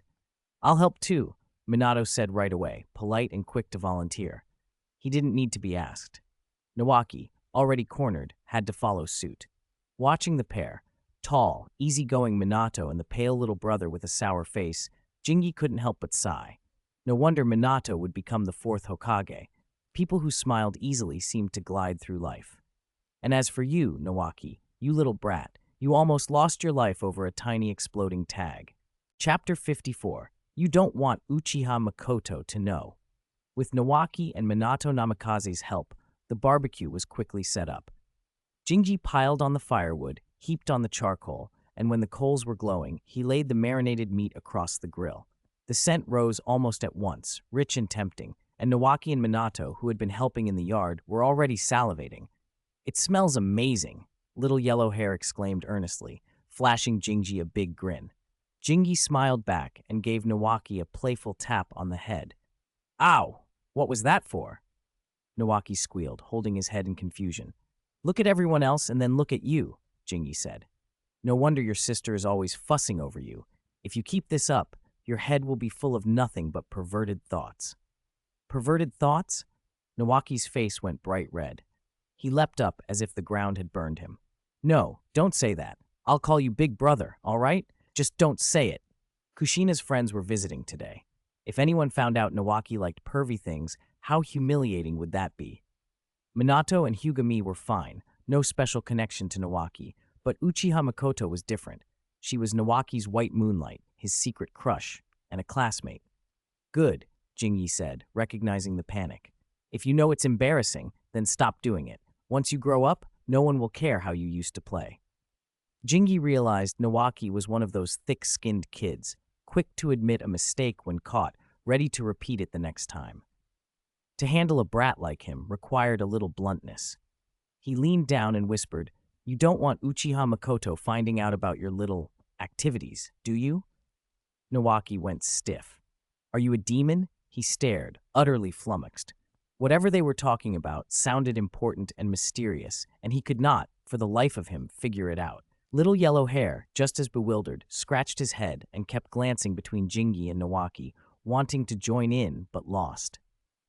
"All right, I get it. I won't do it anymore," Nawaki blurted, his face still hot as he swore it through clenched teeth. "Good. Now don't just stand there. Go get the vegetables and the kimchi from the cabinet." "Oh," Nawaki's shoulders sagged. It felt like Jingi had seized his lifeline. Better 1,000 times to give up those so-called perverted things than to suffer social death. If his antics with Jiraiya got out at school, he might never show his face again. "It smells so good, Jingi. Can we eat now?" Kushina pulled Uchiha Makoto and Hyuga-mi toward the yard by the aroma. Jingi smiled and said, "Almost ready. Just move the table and chairs out and we can start." "On it!" Kushina darted back into the house as the final seasonings were sprinkled over the skewers. So fragrant, I can't wait. Mihui, eat more of this. It's so good. Mikoto ni, Jingi said this one will make your skin whiter if you eat it. Little yellow hair, have another bite. Minato, holding a skewer and a glass of juice, forced a rueful smile. He didn't like the nickname Little Yellow Hair, but Kushina loved it and had worn him down. There were skewers, big slabs of roasted meat, whole grilled fish, and more. Jingi sat beside Minato and asked with a grin, Kushina must have thrown a lot of tantrums at school, right? Not really. Minato's smile tightened. He couldn't help picturing blood-red hot pepper, Kushina roughing up classmates, which made him think she was understating things. Jingi laughed and clapped Minato on the shoulder. Kushina flitted about like an excited butterfly, chatting and running from one friend to another. This kid being good for an entire day is rare. Tsunade, who was enjoying the party as the older sister, sat with a bottle of wine beside Jingi. She glanced at Nawaki, who was quietly eating, and frowned. Nawaki shouldn't be so subdued at a lively gathering. Jingi bit back a laugh, leaned over, and whispered into Tsunade's ear. I told him if he kept goofing around with Jiraiya, I'd tell Uchiha Makoto about it. Tsunade's eyes widened. She looked toward Makoto, chatting with Kushina, and felt a headache rising. Nawaki having a crush on an Uchiha? The Senju and Uchiha had old blood debts between them. This could be awkward. Do you think he has a chance? She asked. No hope. It's just a crush, Jingi said, shaking his head. That kid's pathetic. Tsunade couldn't help a little gloat. Nawaki, taking huge bites of meat, suddenly felt his ears burn. He glanced up, wondering if they were talking about him. He squinted at Tsunade and Jingi, whispering, but they didn't look like they were mocking him. Maybe he had imagined it. Nawaki forced himself to relax. Tsunade was his sister. She wouldn't speak ill of him behind his back. When the main dishes were ready, Jingi and Tsunade carried trays back into the living room, leaving the yard to the youngsters. With meat, vegetables, fruit, and drinks, everyone could eat their fill and have a good time. As they went inside, the yard buzzed with renewed energy. The conversation turned to Nawaki's studies. Have you picked a teacher? Someone asked. Jiraiya, Tsunade answered, though she sounded reluctant. Ha ha ha, relax, Jingi said. Besides being a pervert, Jiraiya's fine, and Nawaki's almost turning out like him anyway. Them being together might not be so bad. Tsunade gave Jingi an exasperated look. What did he mean, turning into Jiraiya? She took another swig of wine, stretched, and yawned. No work, rest at home, wine and meat. Life's comfortable. Jingi had already given up on trying to change her. Convincing Tsunade to fix her habits would be harder than anything. When Tsunade protested, Jingi only smiled. His choice of Jiraiya as Nawaki's teacher wasn't a slight against Orochimaru.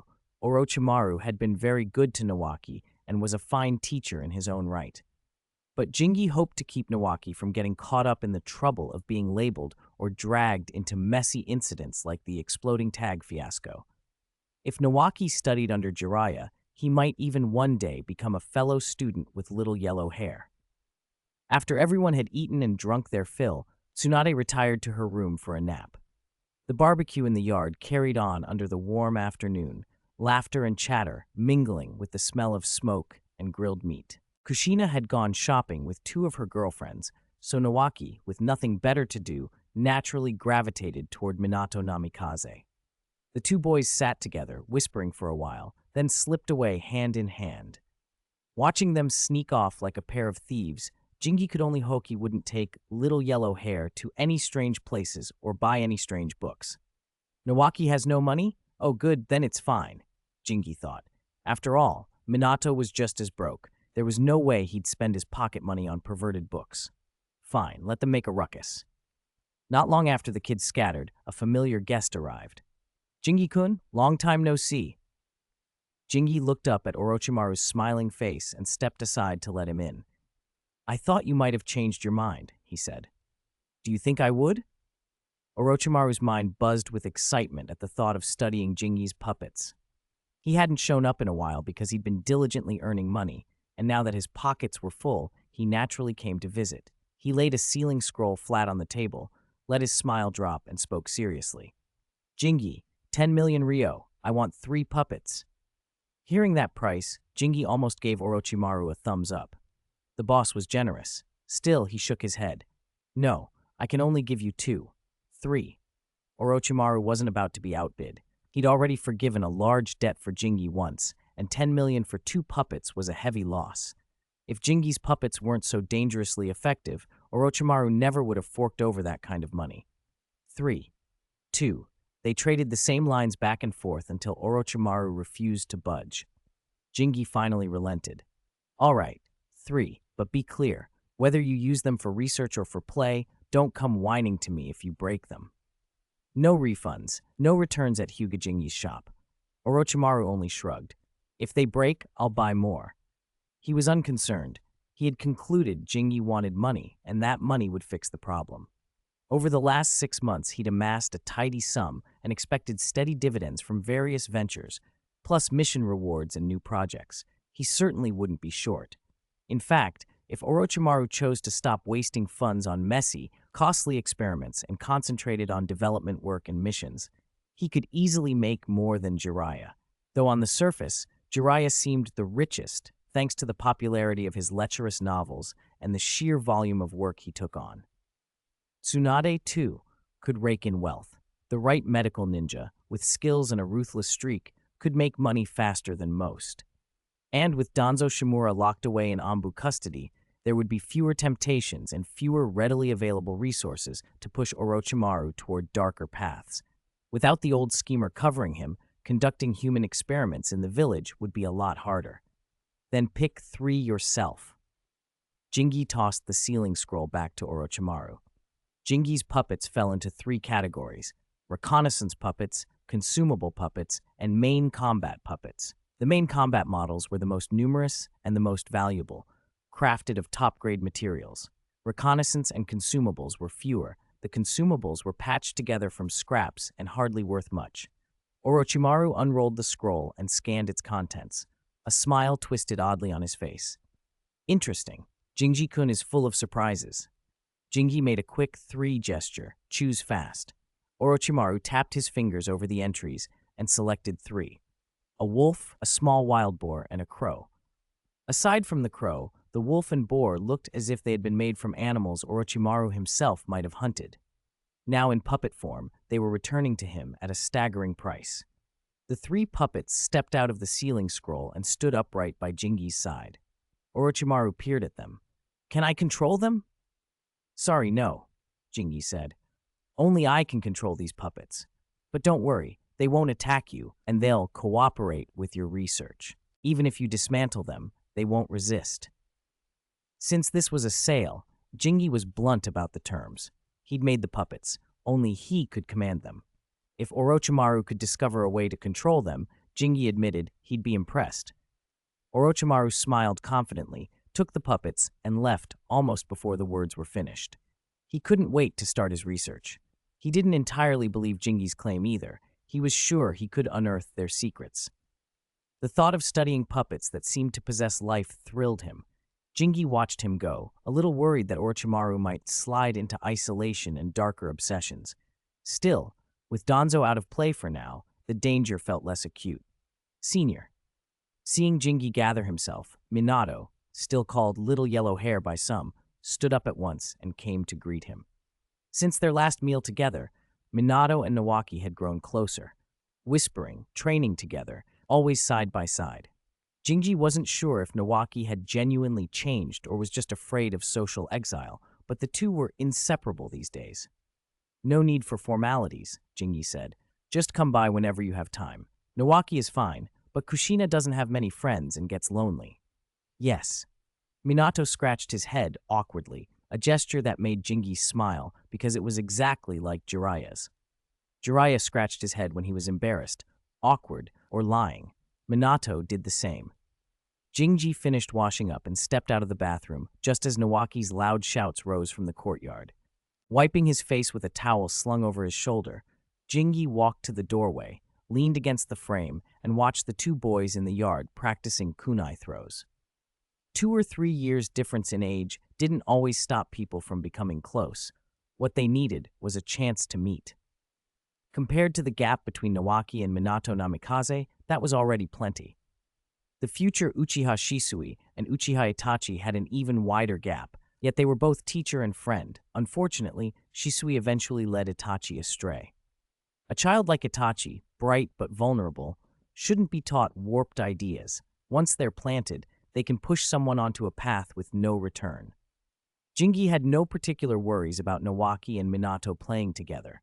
It was Tsunade who breathed easier. She didn't mind if her little brother made more friends. She only wanted him to stop getting into trouble all day. Minato. After their training session, while they were resting, Jingi waved. Minato Namikaze started and hurried over. "Senpai, are you calling me?" "Don't be nervous. Sit down and talk." Jingi patted the bench. Nawaki ambled over, looped an arm around Minato's shoulder, and sat down beside him, curious about what Jingi wanted with his friend. Minato had been Kushina's friend originally, but he and Nawaki had grown close, closer than even Kushina in some ways. Minato sat obediently, a little uncertain. "Do you have plans for the new year?" Jingi asked. "If not, why don't you come to my place to celebrate? It'll be livelier with more people." "Huh?" Minato blinked, stunned. "Invite me to New Year's?" "That would be great." Nawaki clapped and jumped up. "Minato's alone at home. He'll be bored. It's perfect for him to come over. Everyone together will make it fun." Minato hesitated, torn between delight and embarrassment. It was the first time anyone had invited him for New Year's. Jingi cut through his awkwardness. "Stop saying I. It's settled. Go rest." Nawaki howled with a bizarre, delighted laugh and dragged Minato back toward the yard. After they left, Tsunade came downstairs and wrapped her arms around Jingi's waist from behind, resting her chin on his shoulder. "You think a lot of this kid, don't you?" Tsunade suspected Jingi's invitation wasn't just about making things lively. "He's a good kid. If he doesn't go astray, he'll be strong. I think highly of him." "Is he a prodigy like Orochimaru?" she asked. "Not exactly." Jingi thought of Minato's early development. "He's more a mix of Orochimaru and Jiraiya, not as dazzling as Orochimaru at first, but steadily raising his strength." Minato really was gifted, but his rise hadn't been flashy like Orochimaru's. In Konoha, possibly only Kakashi and Uchiha Itachi could rival Orochimaru in childhood brilliance. The problem was Kakashi's ceiling wasn't terribly high, and Itachi's life ended in tragedy. Minato's steady growth kept pushing his limits upward. He simply didn't live long enough to fully show it. Tsunade frowned at the comparison. Having been classmate and partner to Orochimaru, she knew how terrifying his talent was. "Isn't that an exaggeration?" Jingi just smiled inwardly. The boy's talent seemed to swell with age, as if his ceiling kept rising. Tsunade's next suggestion came out of nowhere.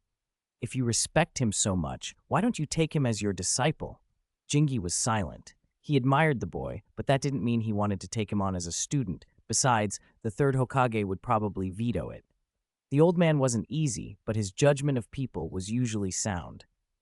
In the end, Jingi let the idea slide, and Tsunade dropped it, heading for the restroom. "Kushina still asleep?" she asked. "Yeah, she's sleeping in, and she said she wants ramen, made by you personally." "She's still in bed and already ordering food?" Tsunade muttered. By the riverside, where they had been training, Minato scratched his head. "Why do you think Senpai invited me?" he asked Nawaki. "How would I know?" Nawaki tossed a few sticks into the fire and flipped the fish they'd caught. "Maybe. My sister says he's mischievous, but good at judging people. He probably thinks you're talented." Nawaki disliked overthinking things, but because it involved his friend, he tried. Suddenly he brightened. "Minato, why don't you ask Jingi to be your teacher? My sister said he's a medical ninja on the surface, but he's really strong. With a backer like him, you won't get bullied at ninja school." Minato blinked. Backer? He thought of Kushina's first day at school. She'd beaten a classmate and shouted, "My sister is Tsunade," which had frightened the teacher into doing nothing. Having someone powerful behind you did sound nice. It wasn't just about avoiding bullies. It was about learning things not taught in class. Minato had started seeing Nawaki differently. Nawaki knew things the teachers didn't, and so their friendship deepened. Nawaki felt proud to pass that on, and Minato soaked up every lesson. "A teacher?" Minato wondered. "But Senpai's a medical ninja. He wouldn't lie, right? Is he really strong? But it must be hard to become his disciple." "Ah!" Nawaki cried. "The fish is burning." The boys scrambled as the smell of smoke hit them. They were lucky. They managed to salvage the grilled fish.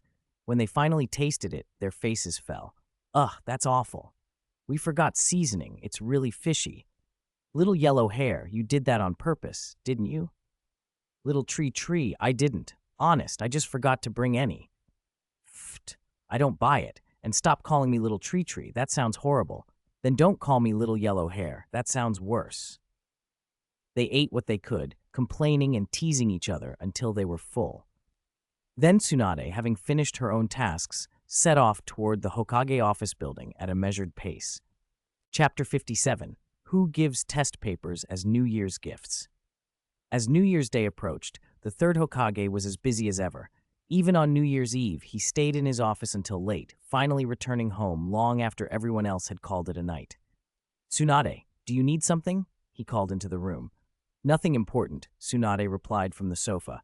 I just want to ask a favor about someone. A favor, the third frowned. Who are you asking for? Tsunade sank deeper into the couch and crossed her legs. Nawaki is about to graduate.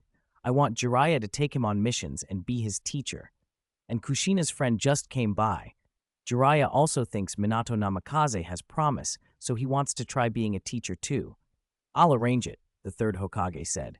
The old man fiddled with his pipe and took a few puffs before answering. Nawaki and Jiraiya should get on very well. How could they not? They're practically cut from the same cloth, Tsunade thought. Back when he was younger, the third had taken Jiraiya along to peek at people bathing. Now it was Jiraiya's turn to take Nawaki under his wing. Was this the Hokage faction's legacy? Every one of them had a knack for being improper. Tsunade glared at the third, but got up to leave. She knew why he was smirking, and the third felt a little awkward. He knew exactly why she was annoyed. He blew out a cloud of smoke and told himself it wasn't easy being Hokage. A man deserved a few harmless amusements. He reached for a crystal ball on the table and stared into it with that same absent-minded look he always got when he needed to unwind. At home, Tsunade found Jiraiya and announced, It's done. I've got the person from the third Hokage. You should go for it. I'm rooting for you. She hugged Kushina and ruffled her hair. Kushina tilted her head. What do you mean, it's done? You actually asked for someone? Jiraiya grinned with a complicated mix of pride and disbelief. Tsunade laughed. Jiraiya likes Minato's talent, so I asked the third to let you take Minato as your student. Jiraiya tried to hide his pleasure. Thanks. Minato Namikaze was stunned when he heard the news. Me, my senior's disciple? It was like a cake falling from the sky and bonking him on the head. He fumbled the words, teacher. Awkward and nervous. Don't be nervous, Jiraiya said, patting the kid on the head. Work hard and you'll do great things. Yes, teacher. This is my New Year's gift to you. If you ever have questions or problems, come to me. Don't bottle them up. Jiraiya pulled a ninja tool bag from behind him and handed it to Minato. Minato had trained with Nawaki and often peered enviously at Nawaki's equipment. Jiraiya had noticed, so he'd taken the chance of New Year's to give Minato his own bag. The bag itself wasn't priceless, but the tools inside were. Ordinary shinobi couldn't be careless with supplies. They had to make everything count. Minato wasn't exactly flush with cash. This gift mattered. Here. Jiraiya practically shoved the bag into Minato's hands. What about me? What about me? Nawaki sprang up, demanding his New Year's gift. Kushina leaped at Jiraiya and clung to his back. Me too. Jiraiya resignedly pulled out the rest of the gifts. Kushina received a modest set of jewelry. She wasn't short on money, she said. She wanted sincerity more than extravagance. And she was delighted, dashing off to show Tsunade. Tsunade, look, Kushina giggled, glowing with pride as she showed off her present. Tsunade rolled her eyes. Nawaki, this is yours, Jiraiya said, handing a box to the enthusiastic boy. Thank you. Nawaki ripped the wrapping off with a grin, then his smile froze. Everyone leaned in to see what was inside. Minato craned his neck, suppressing a laugh. Tsunade and Kushina peered curiously. Inside the box was a thick stack of test papers. Tsunade's expression softened with sympathy. Kushina's mouth formed an astonished O. Minato scratched the back of his head, fighting laughter and trying not to be cruel. Nawaki gripped the papers. His knuckles whitened and his hands trembled. Why me? He shrieked. Usually cheerful and always laughing, Nawaki completely lost it. He didn't care about decorum. He yelled at the top of his lungs.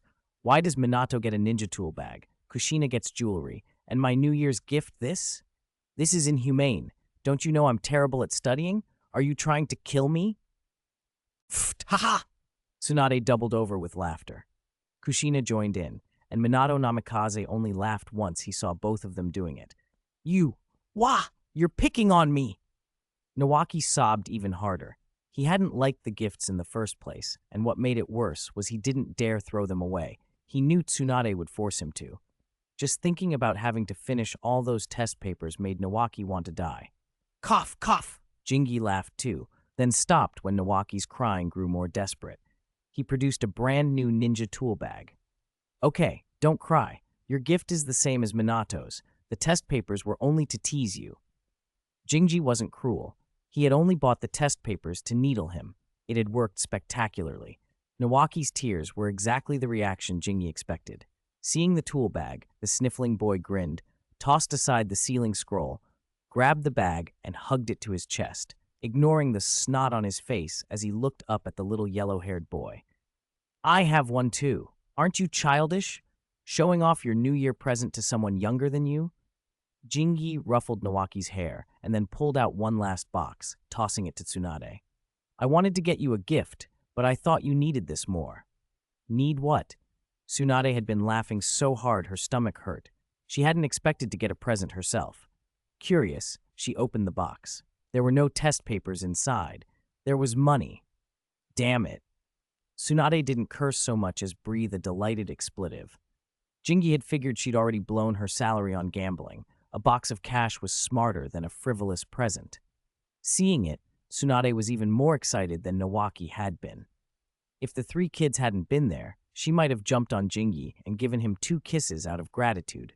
She was always short of money, and now money had been handed to her. All right, everyone has their gifts. Time to eat, Jingi announced, clapping his hands. They gathered at the table, about to begin when Nawaki piped up. Sis, you're the oldest. Shouldn't you be the one giving gifts? Why did you get one too?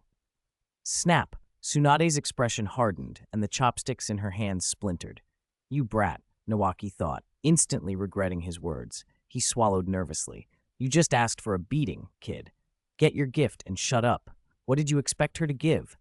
She was so poor she probably had only a few coins. Ow, sis, I'm sorry. Stop hitting me. It hurts. Far from the laughter and cheer, the New Year in the Land of Rain was anything but festive. Lanterns and decorations brightened the streets, but the arrival of shinobi from Konoha, the Sand, and Iwagakure had turned things sour. At first, the invaders had kept their discipline, but over time some began to run wild. Sir, based on reports, some shinobi have shown up in villages to the west and been plundering people's property, a subordinate reported. This is the 6th time this month. Bang! Hanzo of the Salamander slammed his palm on the table.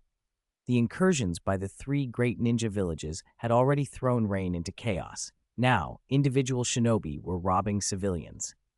Intelligence suggested most of the looters were from the Sand, with Iwagakure second, while Konoha's forces remained comparatively restrained. All of you, leave. This old man will handle this personally. Hanzo barked. He was furious. He had shamelessly begged the 3rd Kazekage for cooperation and been tossed aside like a dog. Not only had his plea been humiliated, but the other side had allowed its shinobi to run rampant, taking food and belongings from Rain's people before any formal conflict even began. Were the Sand and Iwagakure so desperate they had to scavenge in Rain? Did they think Hanzo wouldn't dare to react? It was intolerable. Since no one else cared for the people of Rain, Hanzo decided he would take matters into his own hands. If war was inevitable, he would be the one to stir the waters first. Gathering a small team of capable subordinates, he slipped out of the village under cover of night. That night, several Konoha and Sand Patrol teams vanished without a trace. Their disappearances drew attention from both sides. Konoha and the Sand sent search parties, and they ran straight into each other, neither willing to back down. A skirmish broke out, and tensions flared. Hanzo's operatives continued to provoke the Sand teams. Without strong leadership, many Sand units in Rain were easy prey. Casualties began to mount. The Sand's commanders, realizing something was wrong, sent urgent word back to their village. Konoha suffered too. several teams were mysteriously encircled and lost, prompting them to inform their own village. Back in Kana, Tsunade reluctantly crawled out of bed and dragged herself to the Hokage's office, yawning the whole way. The conference room was the same as before, though the seating had been reshuffled. Akimichi Torifu, acting as Hokage's assistant, sat next to Tsunade. Members of family clans, led by the Ino Shikakacho trio, filled the nearby seats. The Jonin class leader's chair had changed hands from Nara Shikaku to Matsuda Sarutobi, a stern-faced man who rarely showed emotion, much like the young Uchiha clan head who had not yet matured. Everyone expected was present. The third Hokage gestured for Matsuda to hand out copies of the gathered intelligence. "Everyone," he said, "the situation in the Land of Rain is changing. The sand has frequently been intruding on territory we occupy. Many of our patrol and mission teams have already been lost." They read the reports quickly and grimly. The situation was more complicated than they had hoped. "Aha! Is the sand finally losing control?" someone muttered. Chapter 59. Forced by the situation, we can only make the worst plan. Jiraiya looked like he had been up all night, hair mussed, eyes heavy, a faint reek of alcohol still clinging to him. He barely had time to sleep before being summoned to a meeting. Orochimaru, who sat beside him, watched him with thinly veiled disgust. Jiraiya opened his mouth to speak, but was cut off. "The Sand Village is going way too far," Utatane Koharu snapped, furious. Jiraiya hesitated, swallowing the rest of his remark. Before they became Sannin, neither he nor Orochimaru would have had any say in village business. Only their strength and the fact that they were the third Hokage's students earned them a seat at a meeting like this. So when Koharu interrupted, Jiraiya kept quiet and watched the exchange unfold. Orochimaru shot him a sideways glance, then turned away with a sneer. "They provoked us in the Land of Rivers first," Koharu continued. "And then, after we responded, they ambushed and killed our people. Are they trying to start a war with us?" "Could there be a misunderstanding?" someone offered hesitantly. Tsunade wouldn't indulge Koharu's certainty. After reading the intelligence reports, she spoke up. "Something about this doesn't sit right. Even if the Sand Village wanted to act, they didn't need to escalate things this way." "Once might be a provocation," Koharu retorted. "More than that, it's no longer provocation." Tsunade's calm analysis seemed to irritate Koharu. Jiraiya, not wanting to argue, kept his silence. The meeting's mood soured, and Akimichi Torifu, caught in the middle, intervened. "Tsunade has a point, but regardless, the Sand Village bears responsibility. All these incidents were provoked by them. We need to prepare for war." "Agreed," Tsunade said after a moment. Whether some plot was at work or not, with tensions this high, the village had to be ready for everything. The Sand Village had crossed a line. Konoha could not appear weak. They wouldn't seek war, but they wouldn't submit to humiliation either. The third Hokage, seated at the head of the table, cleared his throat and set down his pipe. "Both Tsunade and Koharu have valid points," he said. "And the large man is right on one count. The village must be prepared for every eventuality. War could break out at any time," he added. "All departments, prepare for the worst. Whether this is a misunderstanding or deliberate escalation depends on how the Sand Village acts. If it's a misunderstanding, things might stabilize. If they keep sending forces into the Land of Rain, right and wrong will no longer matter. Then it will be clear they intend to fight Konoha. The Jonin class should be ready to dispatch units, with enough medical ninja to support operations in the Land of Rain at a moment's notice," he continued. "Medical and logistics must coordinate. War isn't improvised. Personnel and conscriptions needed to be ready. Medical and logistical supplies had to be prepositioned. The logistics department will make all necessary preparations," Homura Mitokado replied. The third Hokage glanced at Akimichi Torifu, who lowered his head in embarrassment. Tsunade spoke for the medical department. Akimichi Torifu held the title, but everyone knew Tsunade was the real authority. "We'll prepare the medical supplies and be ready to send a medical contingent to the Land of Rain if needed." "Can Tsunade Hime go personally?" Matsuda Sarutobi, leader of the Jonin class, asked. "On the front lines, a high-ranking medical ninja would be essential, especially since the Sand Village's puppet ninja were known for their poisons. Without a skilled medic to prepare antidotes and manage casualties, Konoha's losses could be catastrophic." Tsunade hesitated. I can't answer that right now. I'll notify you before any reinforcements leave the village. Matsuda looked toward the third Hokage. He took over smoothly. Tsunade, if war breaks out, I hope you can go and oversee the frontline camp. I'll consider it, she said. She didn't give a firm yes because she wanted to consult Jingi first. If Jingi hadn't nudged her later, she might have agreed immediately and headed straight for the front. The meeting broke up soon after. Tsunade left Akimichi Torifu in charge of adjusting the medical department's supplies and returned home to report the proceedings to Jingi. After hearing the details, Jingi frowned. This escalation feels off. Is someone deliberately pushing things to create a conflict between the two villages? I thought the same, Tsunade admitted. But as the third Hokage said, no matter who's behind it, we must prepare for war. Most in the meeting had suspected manipulation, but kept quiet. Tsunade was the only one who voiced it outright. Jingi considered the likely culprits. Both Iwagakure and the Rain Village could be suspects, he said slowly. But without solid evidence, I think the Rain Village is more likely. Between Iwagakure and the Rain Village, Jingi found the Rain Village more suspicious. Hanzo of the Salamander had never been easy to predict. If he wanted to provoke, he would do it directly. That was the sort of leader who could push 3 villages to the brink after a single war.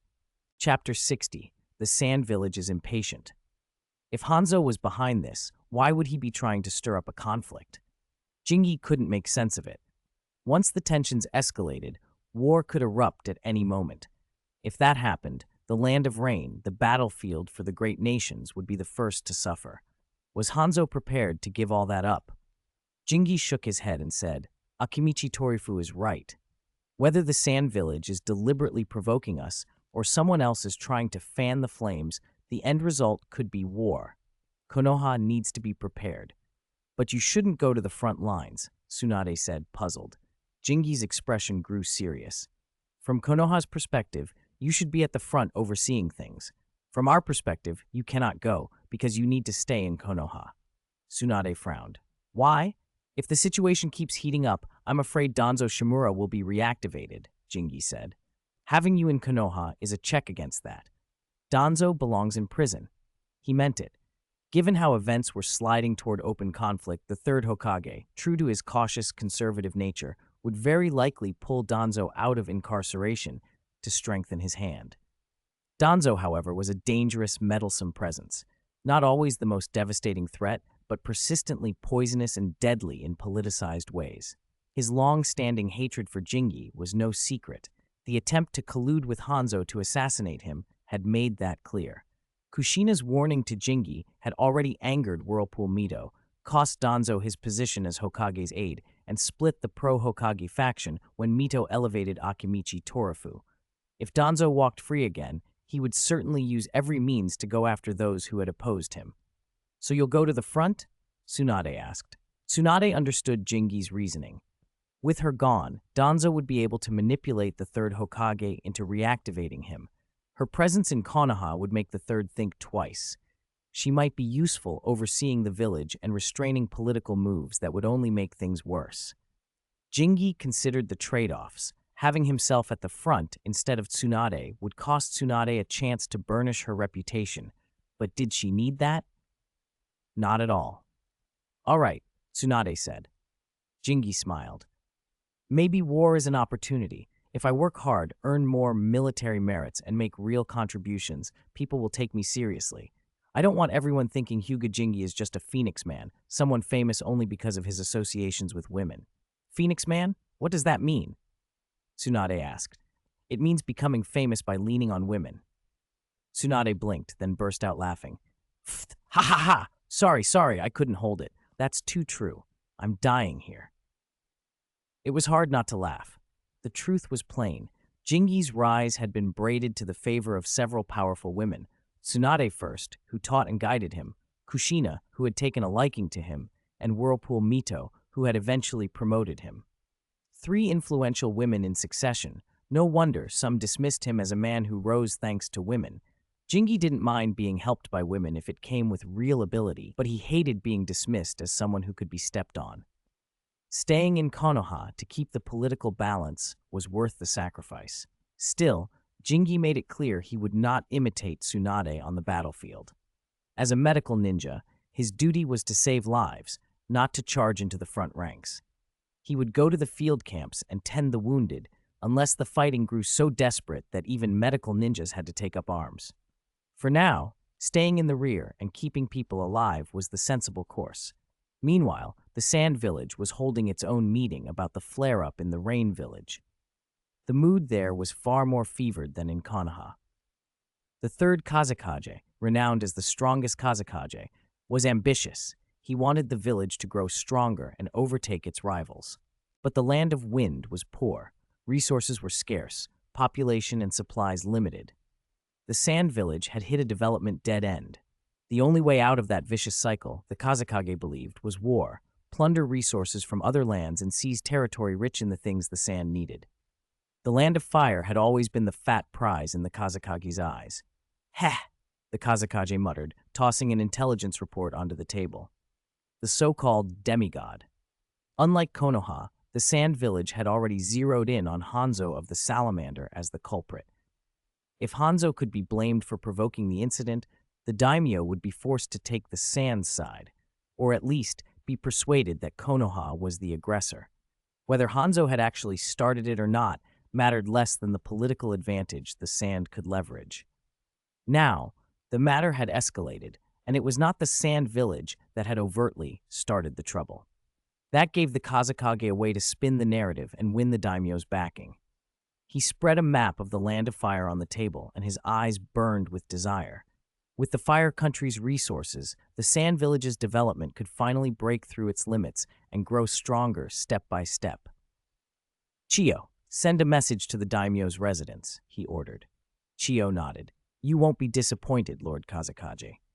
She understood his intent, to exaggerate the report, paint Konoha as overly aggressive and provocative, and stir the daimyo's sense of crisis and anger. With the daimyo alarmed and persuaded, the Sand Village could secure the political support it needed to seize the initiative.